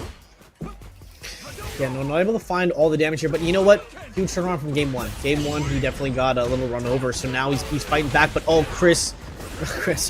Mike is able to find a lot of pressure with these fireballs. It's hard to beat. Akuma's fireballs are incredible. Absolutely. The fact that like it looks like it has 2 hits on it when you charge it up, it's kind of nasty that you can just kind of mix that timing up. But PolynesianSauce is in burnout right now, but only needs like 1 more jump in order to close out this round. So it's definitely, like you said, it's a big change from game 1. Of course, that's Street Fighter 6 for you. That's the scary thing about Akuma. Great Shoryuken there to catch it, but he switched the timing off of that with the fireball and almost messed up PolynesianSauce. Yeah, he almost got a little catch him there with that demon flip, but Polynesian was ready for that DP. Much like Chris is ready for this run in there, stopping the DR there. Oh! I like the OD DP. I like that option a lot. Absolutely. It's a great just, you know, get off of me. It's a great turn changer, but again, with the throw whip punish, but just mashes his way out. I like it. You don't always have to respect the aggressor, so that's good. Jeez, my brain is just being racked right now just by the sheer fact these 2 titans just going at it right now. Dragon Lash backs off. Okay, 1-2 piece. This could be it here. Well, for round 2. I don't think it is critical art though, so they're it's also because he does light scaling, because he does like kick into the light punch there. Yeah, so that does cause quite a bit of scaling. That is also true too. Okay, so final round, game 2. Mikex up a game. PolynesianSauce showing some signs of life here. That was cute. Medium man-to-man flame. Grab him right after, throw him over. That's so disgusting. I didn't know he had that much frame advantage over that just to get that. Yeah, each different back punch, it does different frames and it causes different knockback too. Interesting. You know, one thing I am liking about the characters, the returning characters from Street Fighter 6, is that they're getting new tools to make things more interesting for them. But okay, so we saw PolynesianSauce jump out, so he does have corner, and he put him in burnout. But anything that PolynesianSauce wants to do is going to put him into burnout. He's getting stuffed, yeah, and he is a level 3, but unfortunately not able to get it off, getting a little maybe push back there, trying to do a Dragon Lash. Unfortunately not able to reach in time. Absolutely, and Mikex, we thought he was going to go for the Ken mirror match, but decides to go for Akuma, and it's right now 2-0. Just need 1 more just to get to loser semis. But you know, it's not going to be easy. Mikex is seasoned though, but they've been pretty back and forth. It's just that Mike has been more consistent closing out these matches for sure. That is true, yeah. And the character switch may be thrown off the side, you know, of Polynesian. Definitely probably wasn't expecting this. He was practicing some Ken mirrors, and now he's getting surprised by this. Oh, sweet. Okay, back throw. You're seeing him kind of come in with the fire punch there. Okay, sure, you can get off of me. Decides not to go for the throw, gets a sweep of his own, and then just throws him back in the center stage. Not really getting too much off of that, unlike Mikex here, just gonna bring him to the corner here, just off of a crouch punish. Gets a wall splat off of that into an EX Fireball, and we're going into set point for Mikex. Yeah, that's gonna be a huge start for Mikex there. Well, he's trying to finish at this point. He's definitely sitting in a really good spot with the way he's playing right now. Able to find so much damage off these hits, and it's just the corner pressure. Not really holding a close corner like Ken would with the throw loop, but still providing so much pressure. It's really hard to deal with. Absolutely. We're seeing PolynesianSauce just kind of carry him over the corner. Almost got blown up for that whip throw again. You'd love to. Ken players love seeing that. But okay, we almost got a level 3 out of there. Just going to do one more, and that's a wrap. Mikex there, not playing with his food for a say. I thought he was going to be able to end it with that combo, but no, it's just sequence after sequence, and PolynesianSauce wasn't able to withstand it as Mikex takes it 3-0. Yeah, That's just how things go. We're just going to try to get... No, wait a minute. Oh, here we go. You know, these are the best kind of commentators, Curse. Trying to distract everybody, make sure that... I don't know what I'm trying to say. Aki, Marisa, Jimmy DR's Marisa is a savage. Pardon me. I'm really curious to see how much carnage is going to be laid waste here. But, okay, they might know the matchup. I like this. Double drive impact. We saw that again. We've seen that a few times from other people. It's basically just you steal more drive meter if you do drive impact. So they tried to put him in burnout. No dice here, but still a great spot. Another just check throw here. Kharsonist is just firing on all cylinders right now. Oh, absolutely. I mean, we saw before. This is what happens when Kharsonist gets that early lead, and it's just really hard to take it back. Right? It's like candy from a kid. Kharsonist gets ahead. You are not getting that lead back unless Kharsonist lets you. So that is what's kind of happening here. Jimmy DR finding an opening though. Good punish kind of grab, but can he continue? Oh, unhand me! That's almost all your meter gone.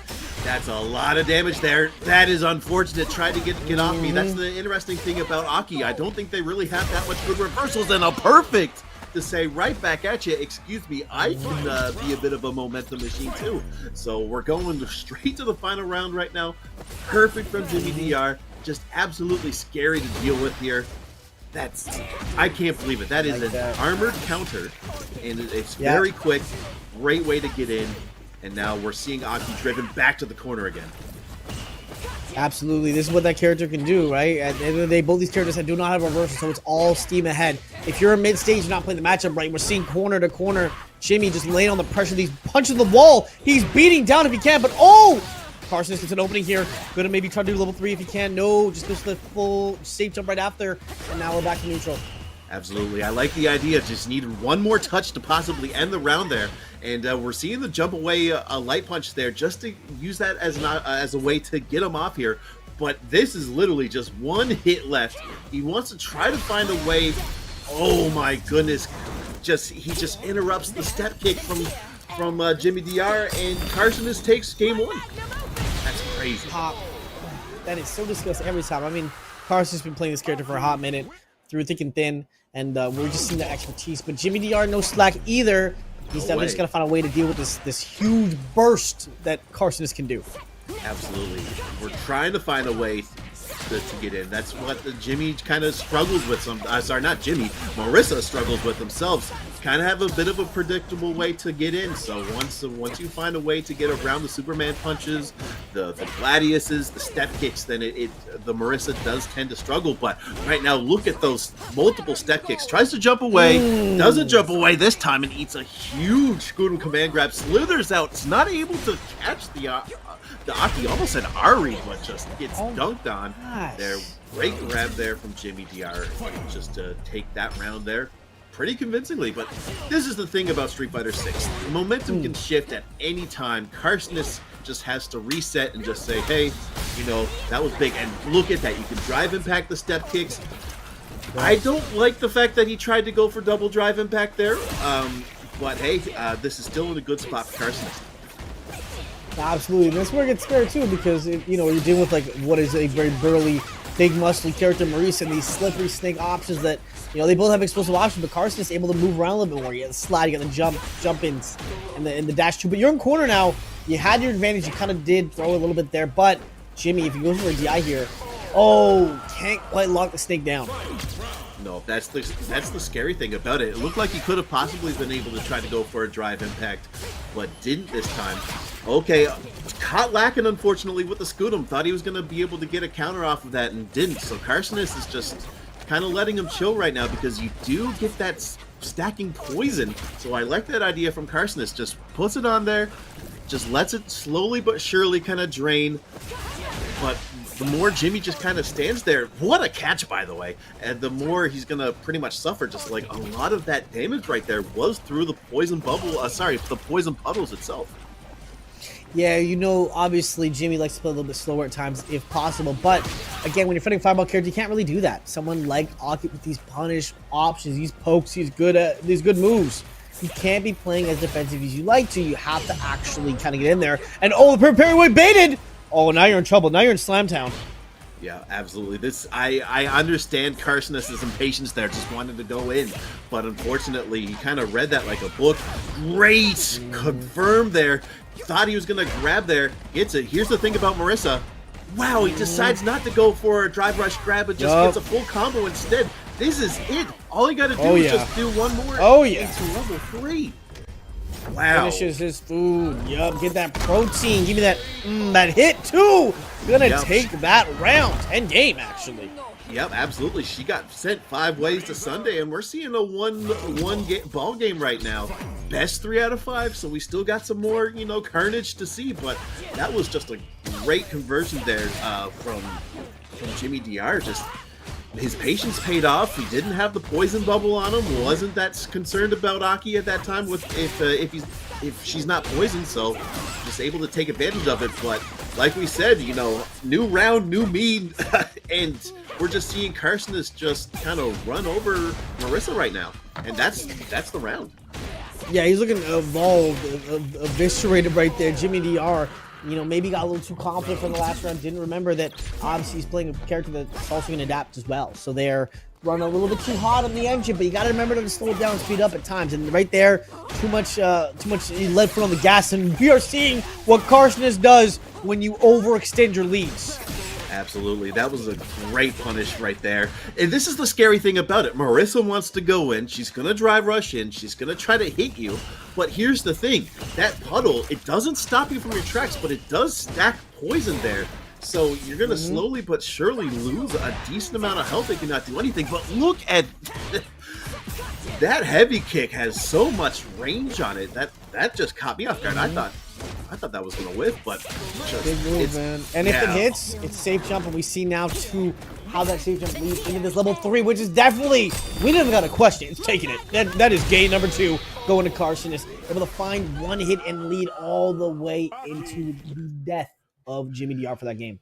Yeah, that's the scary thing about playing against Aki as Marisa. By the looks of it, it's gonna you're not having a fun time at a distance. You're not having the most fun time up close. It's really hard to keep this up, and a lot of characters have a chance to continue the throw loops after with a dash, but Marisa does not. She has to spend drive rush, and that makes a big difference in my opinion. So it's just one of those things too that Marisa just has a hard time dealing with this. Read the saw that command grab coming a mile away. I don't believe this is going to kill, but you're deciding to spend all the resources. That's level 2. Oh, and it doesn't. Sajam, you might want that that clip. Yeah, somebody clip that. Send it, Sajam. And look at this.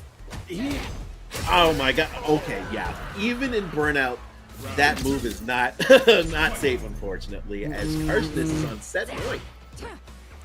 Kharsonist is able to find these small leads into big damage. Even there, you know, even though he didn't kill off it, he put himself in a position where you're burnt out. So even when it doesn't finish, he still got that insurance after that you're going to go down eventually.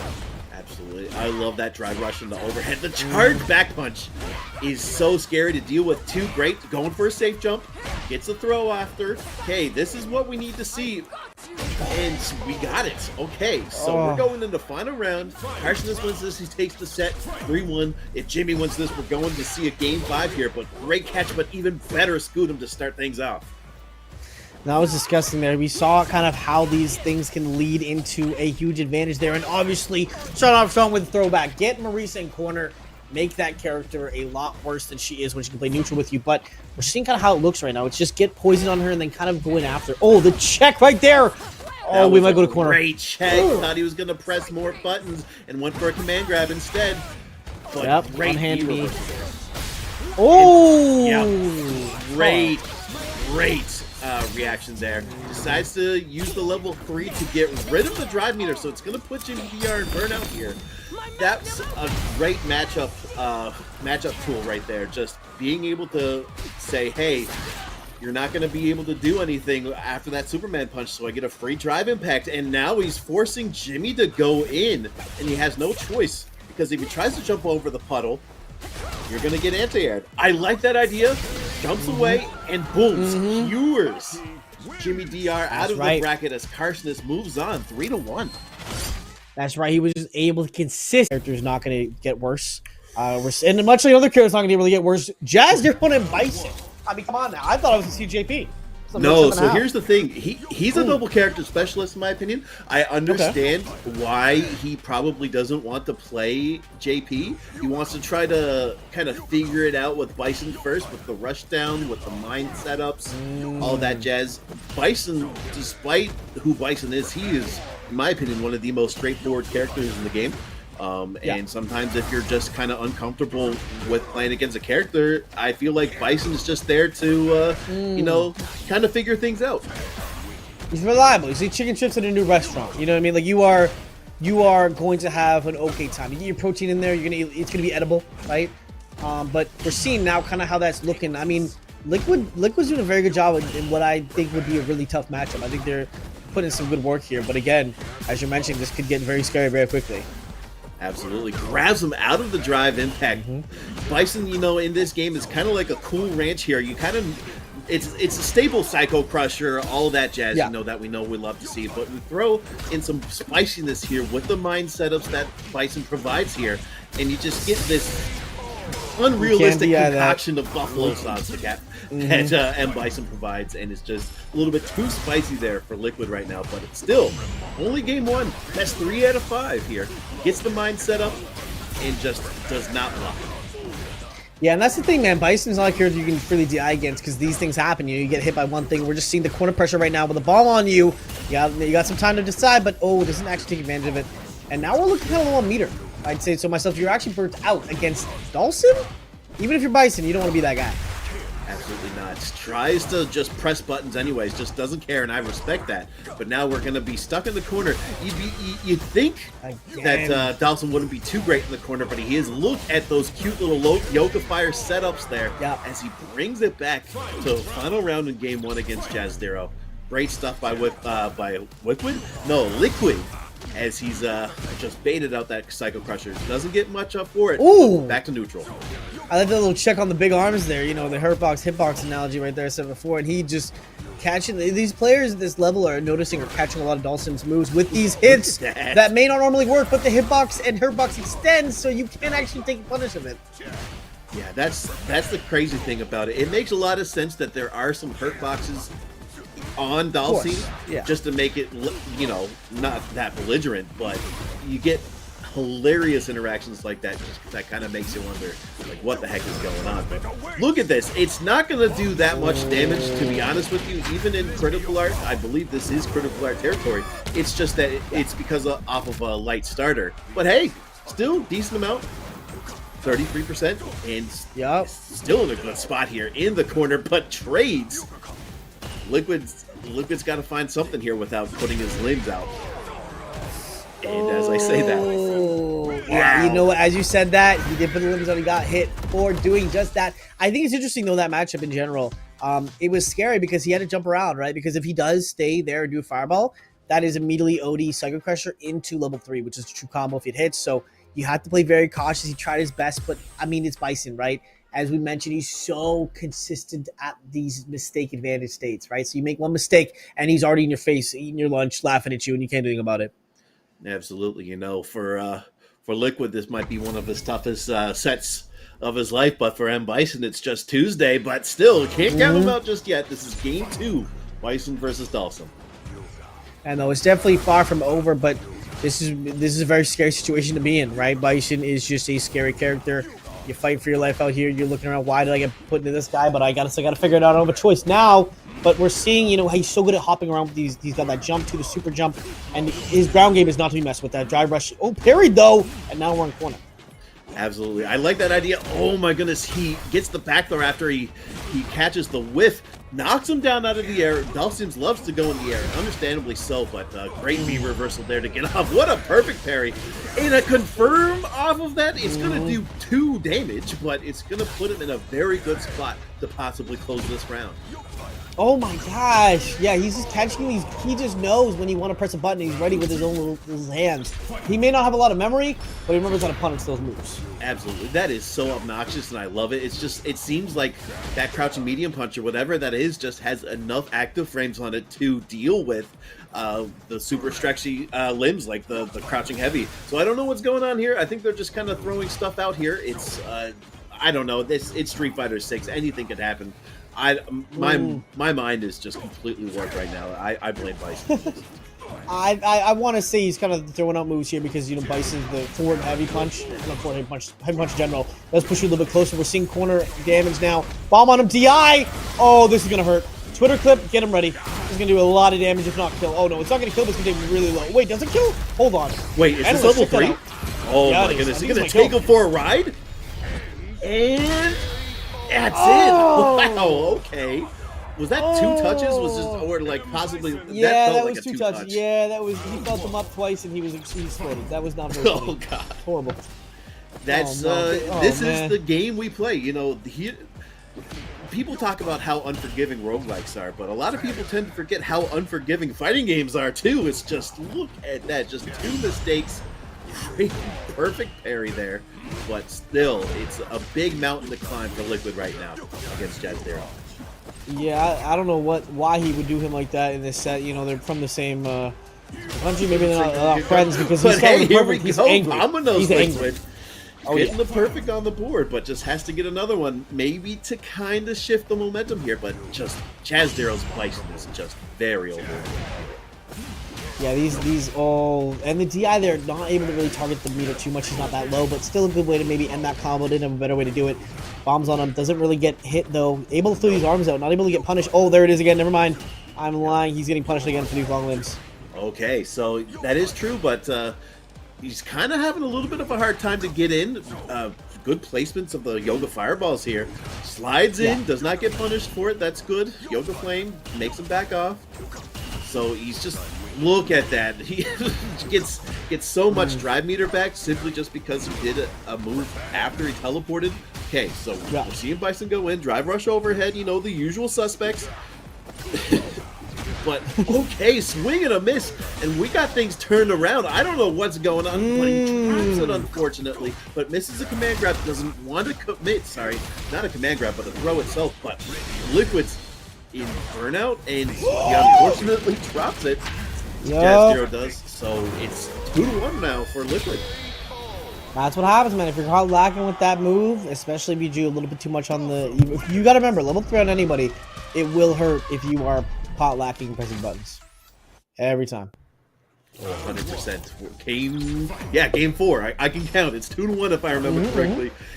But look at that. Stuff's out. Okay, this is insane. We actually saw 2 Dhalsim moves in a row that he actually was able to stuff out the Bison without getting a trade. Now, that's crazy. But now we're seeing Bison just picking up the pressure, picking up the pace here. Great tick throw there. He's gonna go for some more drive rush, you know, in the normal shenanigans because you get extra frames there. But okay, now we got the mime. There we go. I'm so sorry. Yeah, you got it. You got it. But look at this. Okay, so blinking you might miss. Now Dhalsim has the advantage in the corner here. Great overhead there. This isn't going to kill, but it's going to set up one more chance for possibly the Liquid to close things out. And, oh, wow. Oh, wow. That beautiful conversion to level 1 is going to just take that first round. I mean, Liquid is looking very, very fluid right now with the way they're playing this first round. Yeah, that was crazy. It was he mistimed the parry. I don't know if he mistimed the drill on purpose, but that was just insane that he just baited out the parry because of that. And now both players do not want to interact with each other. And that jump back drill caught Jazdero. And look at that scoop. Brings him back out. He was so good at punishing his limbs earlier before, and now just Liquid just decided not to use those moves, and it's been paying dividends almost right now. Yeah, he's really making sure that you only use moves that are safe or ways in advantage. Oh, this could be bad if you press a button. You press a button? You were standing the same thing, honestly, against that move. The fireball from heaven above. Gonna be rocking you there. And, oh, nice combo. God. Doesn't finish it, though. No. Jazdero just trying to find his way in, but struggling to do so right now. Yeah, that was a quirky anti-air confirmed there. So I don't blame Jazdero for not being able to. Look at that. That crossed up. Unfortunate there for Jazdero. Still has showing signs of life here. Just got to figure out something. He wants to close it out here, but great drive reversal bait that should be hit. Shouldn't have to use any meter, and we're going into a final round with great meter advantage. It's got fully loaded. Dhalsim almost has 2 bars, so he wants to try to figure out something here. He really wants him to press a button so he can possibly get a trade. Gets a Psycho Crusher there, knocks him down, drive rush overhead. You know the usual, but great take throw escape there from Liquid. And the original Bison Gambit there, the overhead or medium overhead, medium low, whatever it is, he is certainly cashing out right here, trying to get a lot of damage. Try not to use his meter if he doesn't have to just yet. Wants to make sure, oh, this might be it actually. Might cash out here. No, doesn't use level 3, just wants to make sure he gets the bomb confirm as well to do it. Oh, and loses the bomb actually. But he needs to find a way in, try to do something. Oh, once again, oh, this is low. Yeah, this is scary. Okay, grabs him out of whatever Jazdero was trying to do. Is in a bit of a rough spot. Just goes in with a slide. I like it. And then just EX Psycho Crushers gets him out of the way as Jazdero moves on to Grand Finals over Liquid 3-1. That he does. Look at this. Uh-oh. Whoa, Loser semis, and we see what? Kharsonist going for Terry instead of Hockey, the Wild Wolf himself. Whoa. Okay. Kharsonist, what's going on here, buddy? What are you doing? Maybe he knows something. Maybe he's like, oh, this is a new character. Mikex probably won't know how to deal with Terry. Look at that power wave pressure, though. I like Terry. That is true. I don't know if I want to play him in a Street Fighter game, but you know, I do love to see some Terry Bogard representation. Yeah, no, it's always cool. It's always cool to see the new DLC be used in any capacity. But I think maybe just because you know, scares of the Aki versus Ken matchup potentially, or maybe Aki versus Akuma is pretty rough. So trying to counteract that early on by going for the Terry to mix it up early. Ooh, look at that, classic. Thought he was gonna go for a throw. Oh, that was disgusting. Mikex there. Please stop. Actually, no, this is actually entertaining to watch here. Akuma's gross. Look at that whip punish, though. Off of that sweep. Whip punish of his own from Terry. Yep. Keep going. Yes, sir. All the way to corner. All the way to the corner. That's gross. Remember, when Ken does it, it's not cool. But when Terry Bogard does it, yeah, oh, it's sick. I respect then it's super cool. We pop off when that happens. Absolutely agree. Yeah. Oh, he tries to go for a setup there. Terry says no. Rising tackle here. Burn knuckle to get in. It's actually really plus if it's hit late. Unfortunately, he decides to go for the jump instead. Power waves there. Mikex gets the trade. Kharsonist going into final round for game 1. Okay. It's great to see actually that's working out a little bit, the pick. Absolutely. This is nice to see. Crack Shoot loses out to the jump in. I believe that was regular air fireball there. Look at that, just shimmying around, just trying to wait for something. Wow, he goes for it. Are you kidding me? Just wake up, Buster. It's not power. It was Power Gazer, but now look at Power here. Gazer, yeah. Kharsonist, both players are pretty low on drive meter right now. It's just doing what he can to stay alive. Goes for the demon flip, delays it enough to get buttons. Oh god, this is gross. Taps into level 3, and that's game 1 for Mikex. Yeah, I was looking very good for a second. Maybe even a potential Terry comeback, I thought, is possible, but unfortunately, Mikex is able to slam it down there with level 3 to finish it off. The Akuma special, just destroy your hope and dreams in one move. Yep. That's Akuma for you. Love to see it, though. I'm really enjoying Mikex's Akuma, and we're seeing the Aki switch out. I respect it. I might have, would have, maybe stuck with Terrence Bogard, maybe another game. But I also understand why they want to switch back to their bread and butter. Get that bag, yeah. I mean, I feel like, hey, you know what? First Terry top 8, I think, if I'm not incorrect, since coming out in the Breakout Series. So we're hyped to see that. Kharsonist is just a crowd pleaser, honestly. Absolutely. You're automatically a crowd pleaser if you play Aki, in my opinion. Just what a fun character just to watch. Just look at that. Crush counter there. We know Akuma has 37 HP, so he's got to watch out for those mistakes, but he's able to jump out of the corner, gets the demon flip, gets the chop. What a wet punish. Just kind of swing and a miss by Kharsonist now, and just paying for right now. I don't think this is going to kill. Oh I am going to eat my words. It is. My goodness, I didn't know that would kill like that. That was insane. It was like 4 EX moves in a row. That's it was like, we'd have to look that up afterwards, but it was like EX punch, wall splat, EX fireball, EX regular fire, EX ground fireball, into EX top. Every option in the book, man. Yeah, every option in the book good for guy. Mikex makes me want to pick up Akuma, but then as soon as I pick up Akuma, I'm gonna die, and then I'll be like, no, I don't want to play Akuma anymore. But anyways, look at this. Demon Flip baits out the move, baits out the option that Kharson wanted to do, and now he's once again stuck in the corner. EX Snakes decides not to punish it. I feel like you can. It has no hitbox to it, but it doesn't matter. Aki's stuck in the corner again. Oh, and Aki's stuck in the corner. Aki's stuck getting hit by level Aki's 3, so he dead. cannot find a way out. Look at that. Aki was at almost around 60% to almost 2/3, and just died. Just exploded. What do you do? Pick a god and pray by the sounds of it. And okay, Kharsonist is back in. He's just probably need a little bit of time to just kind of take a deep breath. But this is looking like Mikex is set to win. But, you know, we've seen people bring it back from a 2-0 deficit, so who knows at this point?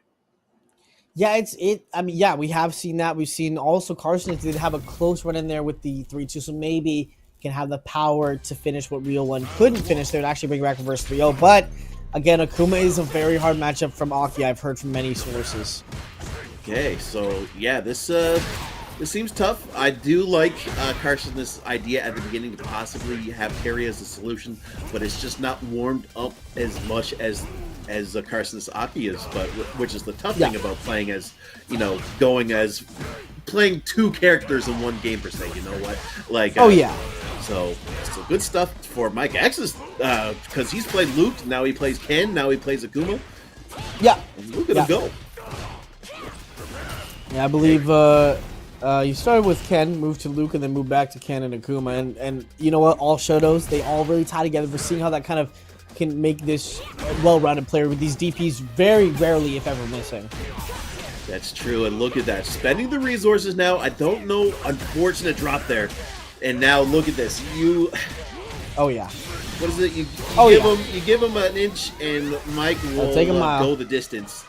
Yeah, every time, man. Yeah, not even just a specific mile, a specific length, just the distance, and that's how scary Mikex is. It's just you don't want to give Mike a second chance at life, and you don't want to give Mikex the corner either.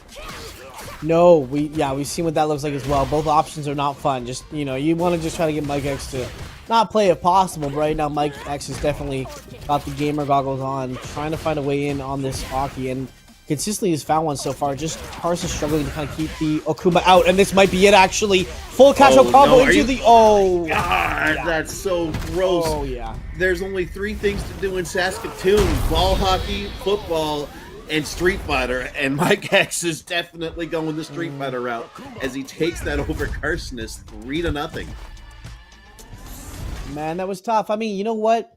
Great gameplay from the side of... That'd be some generational comeback right there. That's very possible. We're heading... Akuma. We're hopping with the Akuma. We're sticking with it. Sticking with the guns. I gotta say, though, shoutouts to Capcom getting just the most ridiculous amount of collabs. By the way, you know, you had the SpyX family. SpyX family little gamer tag there with Anya. But anyways, this is just gonna be... I don't know how to describe it besides all Akuma all the time. Look at this pressure. Great punish counter on the fire punch there, but doesn't get anything off of it right now. But gets the corner with the throw. So here we go. Good parry though by Mikex. Yeah, absolutely. I mean, we're seeing what comes down to just an old man trying to just enjoy his time and fighting a literal demon. Like, this is Akuma does not play around. This guy he wants it. He wants it badly. Absolutely great punish there with the fireball. Doesn't get too much off of it. Decides not to go for rushdown. Goes for EX fireball instead. I like that idea. You don't really want to be near Akuma, and I can't believe he was able to still get a punish off of that. Yeah, that's crazy. Like, he whipped, he missed. But this is the interesting thing about it. Mikex is struggling this time around. Yeah. Probably doesn't deal with Dhalsims that much. just got to figure out the right buttons to press against Dhalsim's limbs, and I think we could probably see a steamroll, but maybe not. So yeah, you just gotta take the strategy that Jazdero was doing, where you're like, you know, he's totally limbs and you're punishing it, kind of force him to then use other options, which Akuma's dive feels very good at. He can demon flip over a lot of the moves in the air. There's a lot of ways in. Just kind of, I think right now Mikex is just kind of feeling the way to get in, and obviously Liquid played before, so has that memory of what did you do last time? How can I beat it again? You know? That's true. Gets the sweep, knockdown, misses the misses the throw, doesn't get as much as I thought he was, but okay, that was kind of cute. Knew that he was gonna drop. And ooh, that's it. That's game one for Liquid. Yeah, that's game one. Okay, Liquid. I see you. Okay, so now once you let that winner's set be the last win he gets for Mike this tournament. Yeah, I've heard you're a big fan of Mikex. We'll see how this goes. Mikex and Liquid haven't played this tournament. Oh wait, no, I'm wrong. They did play this tournament. What am I getting? Yeah, they did. That's why he's in losers right now. So yeah, you know, that's as a Canadian, true. I gotta support my I guy have right a here. memory of a goldfish sometimes. It's crazy. I think the reason why I didn't remember was because he played Ken, but now he's going Luke. Look at how much OG's LP coming out. he has. 170,000. He's been playing. Yeah, he's been playing. Yeah, no, that's almost as much as Joe Moroccan. They don't play around with these Lukes, man. The season one was a time, man. It was a war zone. That was a time for sure. Look at this. Oh my gosh, he's okay, running that's down. a little bit of a moneymaker. It has enough of the hitbox on the knee to kind of pop him out of the sky. I like that idea that that Mikex is going for, but unfortunately, he's just running into too much stuff right now. But as soon as I say he's trying that, to run him down right now. Oh, he's burnt out though. He's burnt out. He's burnt out, but a lot of Luke players don't care that he's burnt out. They just try to keep up the pressure as much as possible. But it's hard to do that when you have low health and you just get chipped out by Dhalsim's Yoga Flame. Yeah, it's Dhalsim of all characters. That's the one character you really don't want to be burnt out against. I feel like even if you win this, you got to consider, like, does Liquid know the matchup, right? Obviously, you know Dhalsim now, kind of, but you can switch characters all the time you want, but eventually, you know, you got to consider, this is going to help me actually win the set, you know? That's true, and you know that's the thing about it. Mikex does have a lot of characters to choose from. Look at this. You know, he probably hasn't played Luke in a while, but it doesn't really matter. It's still the same old, same old. It's a fundamental character, man. If you play the game well, you'll play good Luke. Absolutely. Look at that. Okay, pressure. He's not able to drive impact because he did put himself in burnout. Does it again, and I like that. Honestly, it's a great way to get him off. Liquid does have like very low health, so one more touch that's not like a throw or maybe a light starter. It's gonna absolutely no, it does not. Great, staying his lead as much as he can, man. Oh my goodness. Oh my goodness. I like that he lets that those advancing punches like do really good work by the looks of it. On that Dhalsim teleport. So I like that awareness. You want to keep him grounded and close to you as much as possible because you don't want to get hit by that nor the fireballs for sure. Great jumping. Oh, we're going to Memphis. Level 3. Yeah, we're going to Memphis. Blue 42, take him down to the streets and show him the fist and the business. Good thing about a half HP Liquid needs to find an answer now. Obviously, once level 3 of his own, does have a very low meter resource though. That is something to look out for here. That could end up putting him in a really bad spot sooner or later. Definitely. This is the tough thing about it. Great thing that I did mention about with Luke before is that he can put in work with or without drive meter. But now it's going to be up to Liquid to find a way to put him in the corner or just have him eat every single projectile that he can possibly throw out. And great whip punish there. Is he gonna? He's not gonna have enough to go for that critical art. Nope. It's gonna be enough for him to not close out the game, but to bring it to final round. What? No, that's all he needed wrong, there, man. Unsurprisingly, I thought sorry, he did win that game. Yeah, I was gonna say, I was like, wait a minute. That really caught me off guard. I thought that the icon was just for round 2, but no, that he already won that. It was round 3. But here we go, game 3, 1 apiece, best 3 out of 5, of course. Losers final. Sorry, pardon me. Of Breakout Esports. I almost forgot where we're at. But it's been eventful. It's been an eventful day, and it's been 100%. Yeah, and he's right now he's low on meter, low on health, but it doesn't matter because never mind, it does matter actually. That is gonna matter. Yeah, look at that, low on health. low on drive meter. That is very unsafe. I respect the intent to possibly close the gap, but of course, Breakout Series number 8. This is crazy. Yeah, Mikex is not going down without a fight. No, absolutely not. Just trying to make a run here. Yep. But Liquid's just so good at these escapes here. Oh, is that again? Yeah, you jumped, and that's going to be your meter in a second if you can't find a way out. But he does actually get, level 1.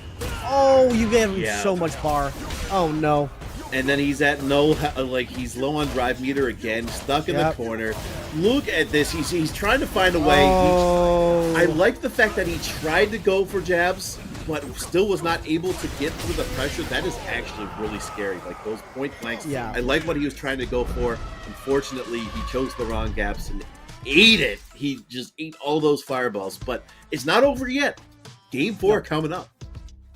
Yeah, no, not even close to over yet. There's still a lot of time to think about what you're going to do here, but maybe you see another character switch. I'm not sure. No, we're going to stick with the loot tried and true here.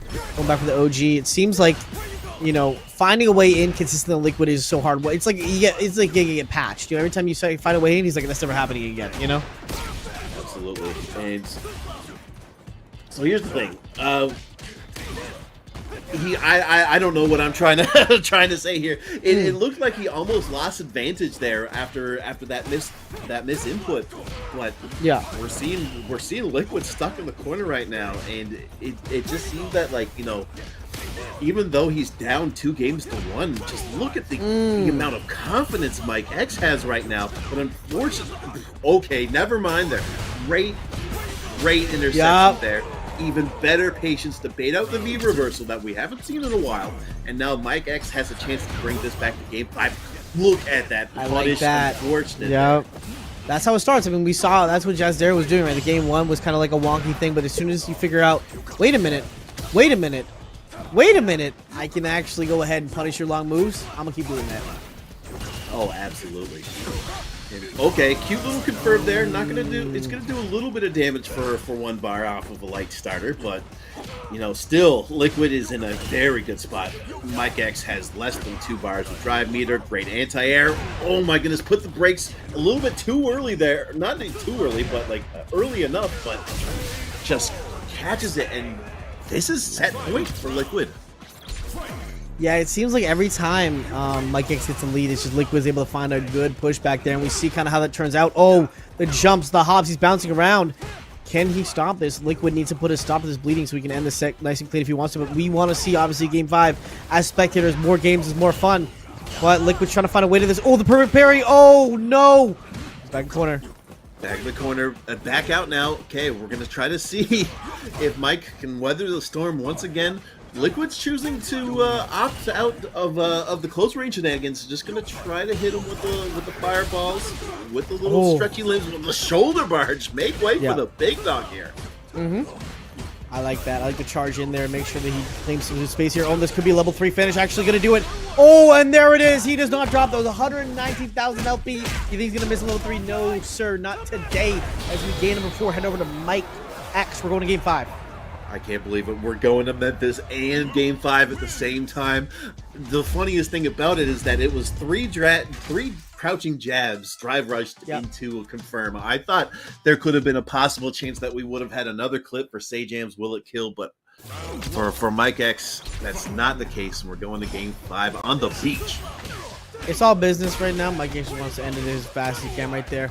And we're seeing kind of how that looks on the side of, punish, counter grab. That's not very fun at all. And you're low on meter against Dhalsim, not where you want to be at all. Not an ideal vacation spot, I'll tell you that much. The space is, but this gameplay right now currently is not. Absolutely, but we're seeing Liquid get a lot of mileage out of the jump back drill kick. Does a good job of catching late throws. So I like that idea. And the drill too, just kind of mixing up the timing a little bit. But the anti-air drive impact gets stuffed by drive impact itself. And this could potentially Level 2? be death. Oh yeah. My God. We're eating all that. We're playing a game of basketball? Hello? That was sick. Great confirm. He's bouncing. how long he's been playing Ken and Akuma, you never forget those loot combos that you've done, especially when you have 120,000 LP on this bad boy. Yeah, this is a try and true. He knows what he's doing on this, so he's not going to mess up those level 2 combos or level 3 combos. But right now, oh, the jump in. That's big damage starting this next round. Oh, I like that knee extension too. Oh, okay, level 3. Okay, I like this idea. It's definitely still going to have a lot of time in the round to build up another meter there for some extra damage. So I like this level 3 to get off. But Liquid's still near the corner. He's got to find a way out of that corner, man. He's struggling to find many ways in. But, oh, we're seeing kind of how he's playing around this, though. Good fireball. Get that space if he can. Trying to keep that meter management. Oh, per parry, though. That's going to hurt. Oh, no, not too much. Just a jab to start off. The air. I think it was wasn't landed when he punished. That was kind of crazy. Either that or he rejumped. But great grab there. Still has a chance to bring it to the last round in the last game of the set. Oh, yeah, certainly far from over. I mean, this is just... They're two very, very talented players. They're not going down with a massive fight if they don't have to. And ooh, my level goodness. 2 could kill here if he gets a hit, though. Yep. Tribe rushes out. He tries to get in, but unfortunately goes the wrong way. So he's going to have to eat a sea of fireballs, and he's only at less than 2 bars. So whatever he wants to do, he's going to... Are you kidding me? He just mashes? Disrespects the pressure from Liquid, and he That's not it, though. does not kill. But he... No way! This is insane. Okay, yes, that should have ended with insane. the black drive reversal, but that's just how things go sometimes. But Mikex clutches it out as he. Well, both of these players are very confident, and I'm interested to see who he's going to play. He's played a lot of M Bison and a lot of JP, so I'm wondering. I think it's going to be a really interesting part actually about this set is that we don't really know until we're already in it who they're going to play, right? Because both these players have played a variety of characters so far today, so. We really don't know who we're going to see just yet, right? We saw Terry come up from Kharsonist. This top 3 in general has been a very diverse set of character picks. Absolutely, and we got the tail of the tape right here. Jazdero with the Bison, with a little bit of JP in the background somewhere. He's played 9 matches. His main fighter's Bison. He's got 6 matches won with a win rate of 67, but every time he won his matches, he was able to convert 100% of the time. That means that if he was on the final round, if he just had to win the next round, he was able to convert that pretty easily, and he's gotten first to match point 5 times too. Yeah, no, not a slouch by any means to this game, and with the characters that Jazdero's been playing this, just in general, Jazdero's had a very, very strong showing at all the Breakout Series we've seen in general. Yeah. And it's cool to see someone just kind of maintain a consistent level of professionalism stat wise. Absolutely. So Jazdero had 2 Grand Finals appearances. This time we got Mikex in his first Grand Final appearance in the Breakout Series. 16 matches played with Luke, 75% win rate, 12 matches won, first to match point 10 times with a match point conversion of 90%. Of course, he's going to be able to clutch it out 90% of the time. Is pretty good. And then, of course, we got a 13th place at Duel Academy. We got the Lightning Dome launch season number 9, a 2nd place finish. Also, back in the day when Aegis Esports had tournaments, he did really well in the Invitational Series as well. Can't sleep on Mikex, not at all. No, never. No. Very, very, very well-known player in this game. Will continue to be one for, I'm sure, for some time. Definitely cannot sleep on a player like that. Ain't no way. No, absolutely not at all. So, of course, Mikex is in the lower bracket side, so that means that he's going to have to reset the bracket and then win another bracket against Laggers Jazdero. Yeah. But if Jazdero wins the first set, that's it. That's the weekly. That's it. Yeah, that's all she wrote. Yep. This will be, I believe, if Jazdero takes this, it'll be Jazdero's first weekly win at the Breakout Series. Pardon me, my brain is freezing up. His last appearance was last week. Be a different outcome, of course, and we're gonna head into a Ken versus Bison. What do you think about this matchup? Ken and Bison. All right, so we've seen like 3 different characters, unsurprisingly, from Mikex. It's really good to see. Yeah. We might see the JP later on, but right now it's just... I feel like M. Bison is a great character to just kind of get a feel for their opponents. It's just like, I I don't have to worry about what I have to do. I just have to worry about what my opponent does.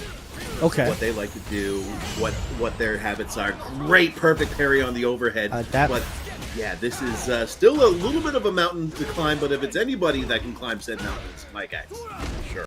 Absolutely not. Mikex definitely is made the run so far for this tournament come from some tough runs so far, but it's been looking good. We've seen the come up and we're seeing both characters pretty low in cornering. Oh, the low medium kick.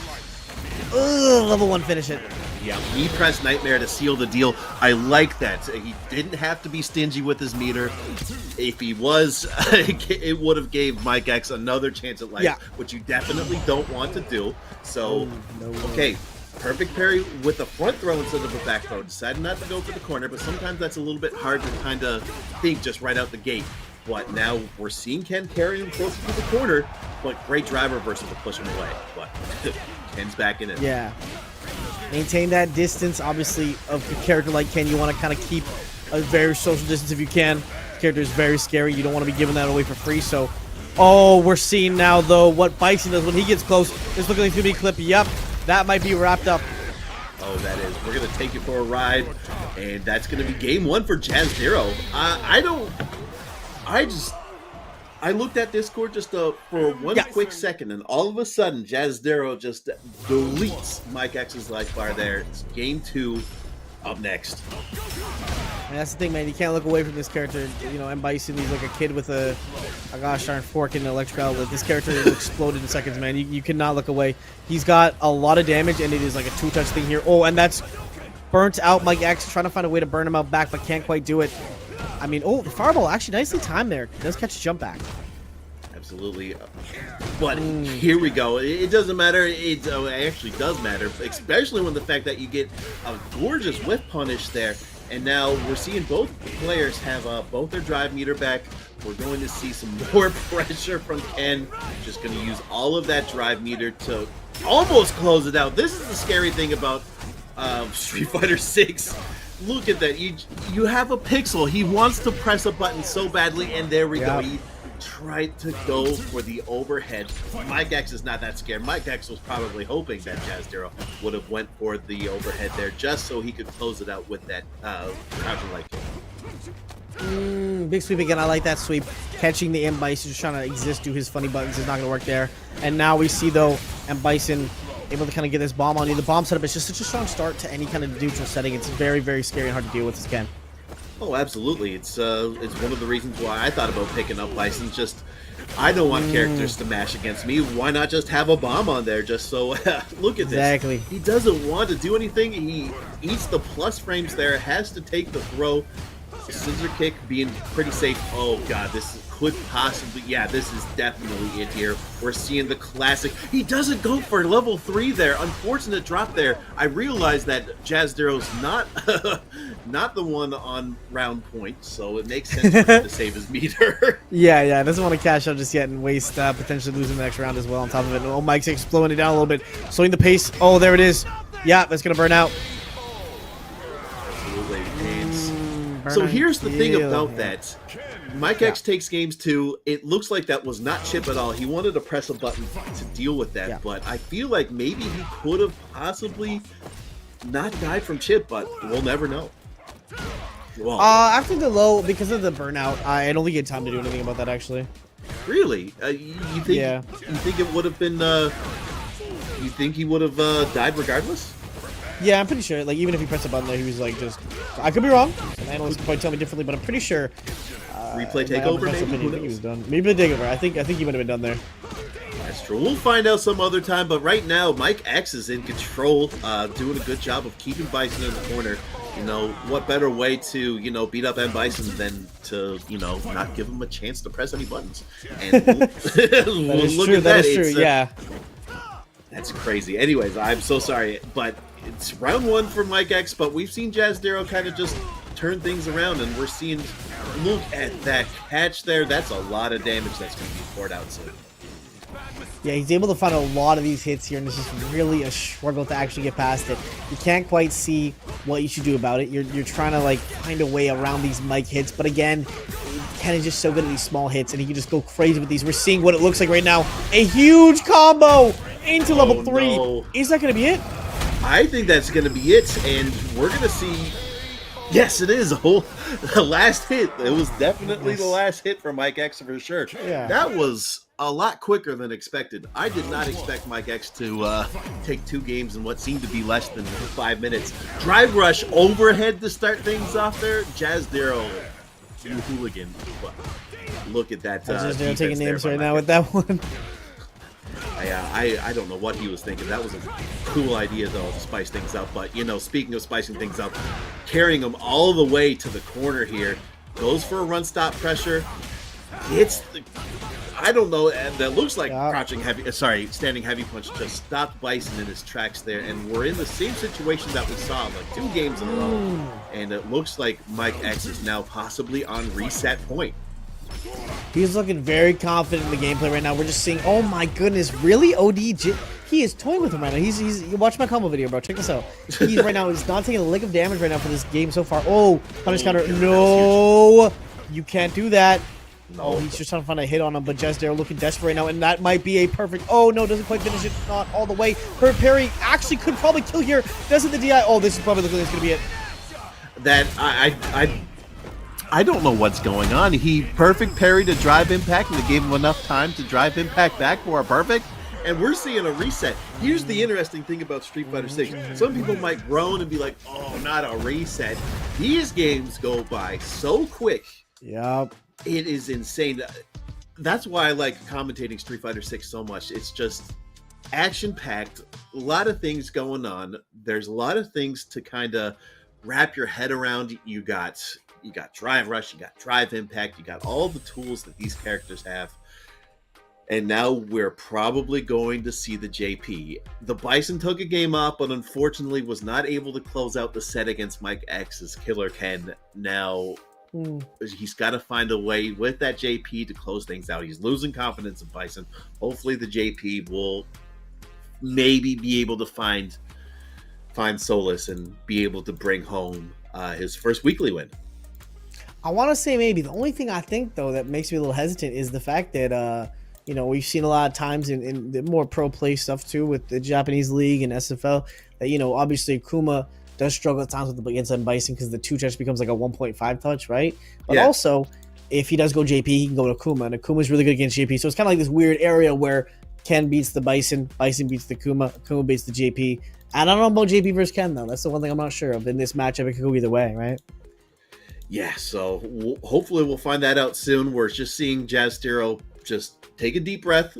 You know, there's I don't think there's too much of a time limit, but you know, hopefully, you know, he's just gonna try to get himself a drink of water or something like that, a little stretch, something just to figure something out, just so he can possibly an answer, maybe go to the washroom or something.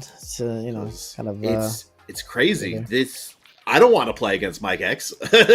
No, nobody wants. I'm actually gonna hit the washroom real quickly. One second, I'll be right back. Absolutely, I'll find a way to somewhat remotely hold it down. So you go right ahead.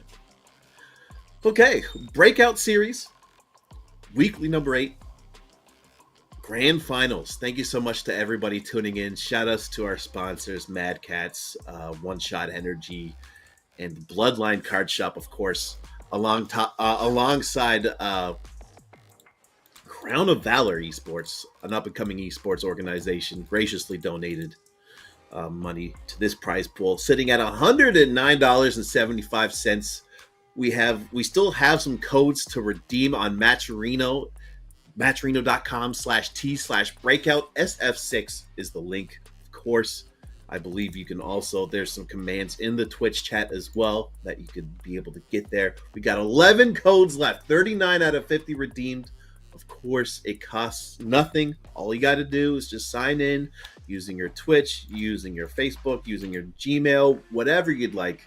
And we're seeing Jazdero come in possibly with the Bison. He's going to try to run it back with the Bison. Okay. Bracket reset. This is the last set of the night for Breakout Series Street Fighter 6. And we're seeing Jazdero wants to possibly close it out. He's got his skip. He's got his food arrived. I don't know. Having food arrive during tournament, maybe he thought he was going to clear it out in one set. Who knows? But it's Mikex here. Going to bring him out to the corner right now. Good throw tech there. Now we're just kind of shimmying back and forth. Jazdero's a little bit more reluctant to kind of go in, and understandably so. Ken has such an amazing tool set to kind of just keep Bison from stop playing with that. EX Psycho Crusher just doing a great job here with shutting him out. Look at this conversion here. Okay, another grab. What's for breakfast? Okay, overhead. First in the mind. Oh, are you back? I'm back. How we looking? Okay, I'm back. How we looking? We're looking good. We're cooking a bit with Bison right now. We decided to go back to playing Bison, but look at that catch there. Dragon Lash, Shikujin Kyaku level 2. That is definitely not going to kill, but it's going to put them both in burnout here. Yep. Oh, but the Chinrai again, man. Dude, he's gotten so much off of that so far. It's crazy. Mikex is just a demon. He's on one right now, and just his Ken, his Akuma, his Luke was able to close it out against Liquid, and now he's switched to a completely different character. And just the Tatsu into Shoryuken goes for a throw. Okay, great perfect parry though. Perfect parry was good, but again, like the damage he's getting off of these bombs is not that much, right? He's doing some meter, but again, his Ken damage is just looking. Oh, it's just catching him every move he's doing. You can't do those. You can't play the game right now against the way Mikex's Ken is operating on this table. I can't believe poor Bison's getting beat up by a guy with basketball shoes. Like it's that's actually, what I'm. Yeah, it's actually insane. And you know they're like rubbed out because it's not even making squeak. Those are not fresh shoes. Like he's not squeaking when he steps on the floor. Like those are like Ed, right? Like you hear the squeaks and everything. Yeah. Those are not clean. Those are old, raggedy, like 10 years ago shoes. You know, maybe his dad's shoes. He bought them at Foot Locker. He's got good mileage out of it if it's 10 years ago. Oh, 100%. Yeah. Those are durable. Back in the day when they were durable. Yeah. Yeah. No. Oh, but you know what's not durable right now? The defense right now of Jazdero. Oh, the JP. Seems like a good pick, but I mean, he's getting worked right now at the start of this. Maybe we got some range though. This is where I get strong again, right? Yeah, but here we go. Like life, death, and taxes. Ken rushing you down is absolutely just as certain. Oh yeah, it's happening. We're seeing some resistance though. We're seeing some resistance. That's what we want to see if we're fans of Jazdero here, and I respect it. But unfortunate, he read the. I like that so much from Mikex. He just waited. He knew that one day that he was going to whip out the EX Amnesia, and he just read it. So he was ready. Yeah, he with the crouching medium punch 2 to start, so like less risk if he was to get countered. Like he could kind of like defensively back up for not too much leg on it, but still the pressure already in corner again. The round just started. Yeah, that's the crazy thing about Mikex. And Ken, of course, gets thrown in the corner. You're in a weird spot where you want to zone him out. And he gets the level 2 activation. I like that a lot. He activated it right before the Phantom even had a chance to hit. So it gave him so much time to mix Ken up. And we're going to his final round. No opening, closed case right there. Much like that stock, he did not let him play the game right there. That's what you want to be doing against a Ken like that, though. You have to do those things. You have to press to stop him from getting any kind of opening on you. Absolutely, and we're seeing Jazdero just kind of use those cane attacks to kind of keep Ken at a distance, because if you don't, this is what's going to happen. But great awareness, just a mash. I like that idea. Cute little teleport, tosses him into the corner, but even better, drive rush to punish those portals. Yeah, as you said, you got to keep Ken kind of in that area away from you. And drive impact. I'm sorry about this one. It's going to hurt, buddy. Nothing personal, kid. But he is taking all the way with level 3. Yep. Cash out. Don't risk it. Don't do level 2. Maybe level 2 could have killed. But again, don't risk it with JP level 3 when you're burnt out, right? Absolutely. And that was the round, if I remember. That's game 2. So, of course, that was a great idea to use the level 3 to close it out. And this could be tournament point for Mikex. He was in lower bracket, was able to convincingly reset the bracket 3-1, I believe. And now we're almost seeing a 3-0 for Mikex.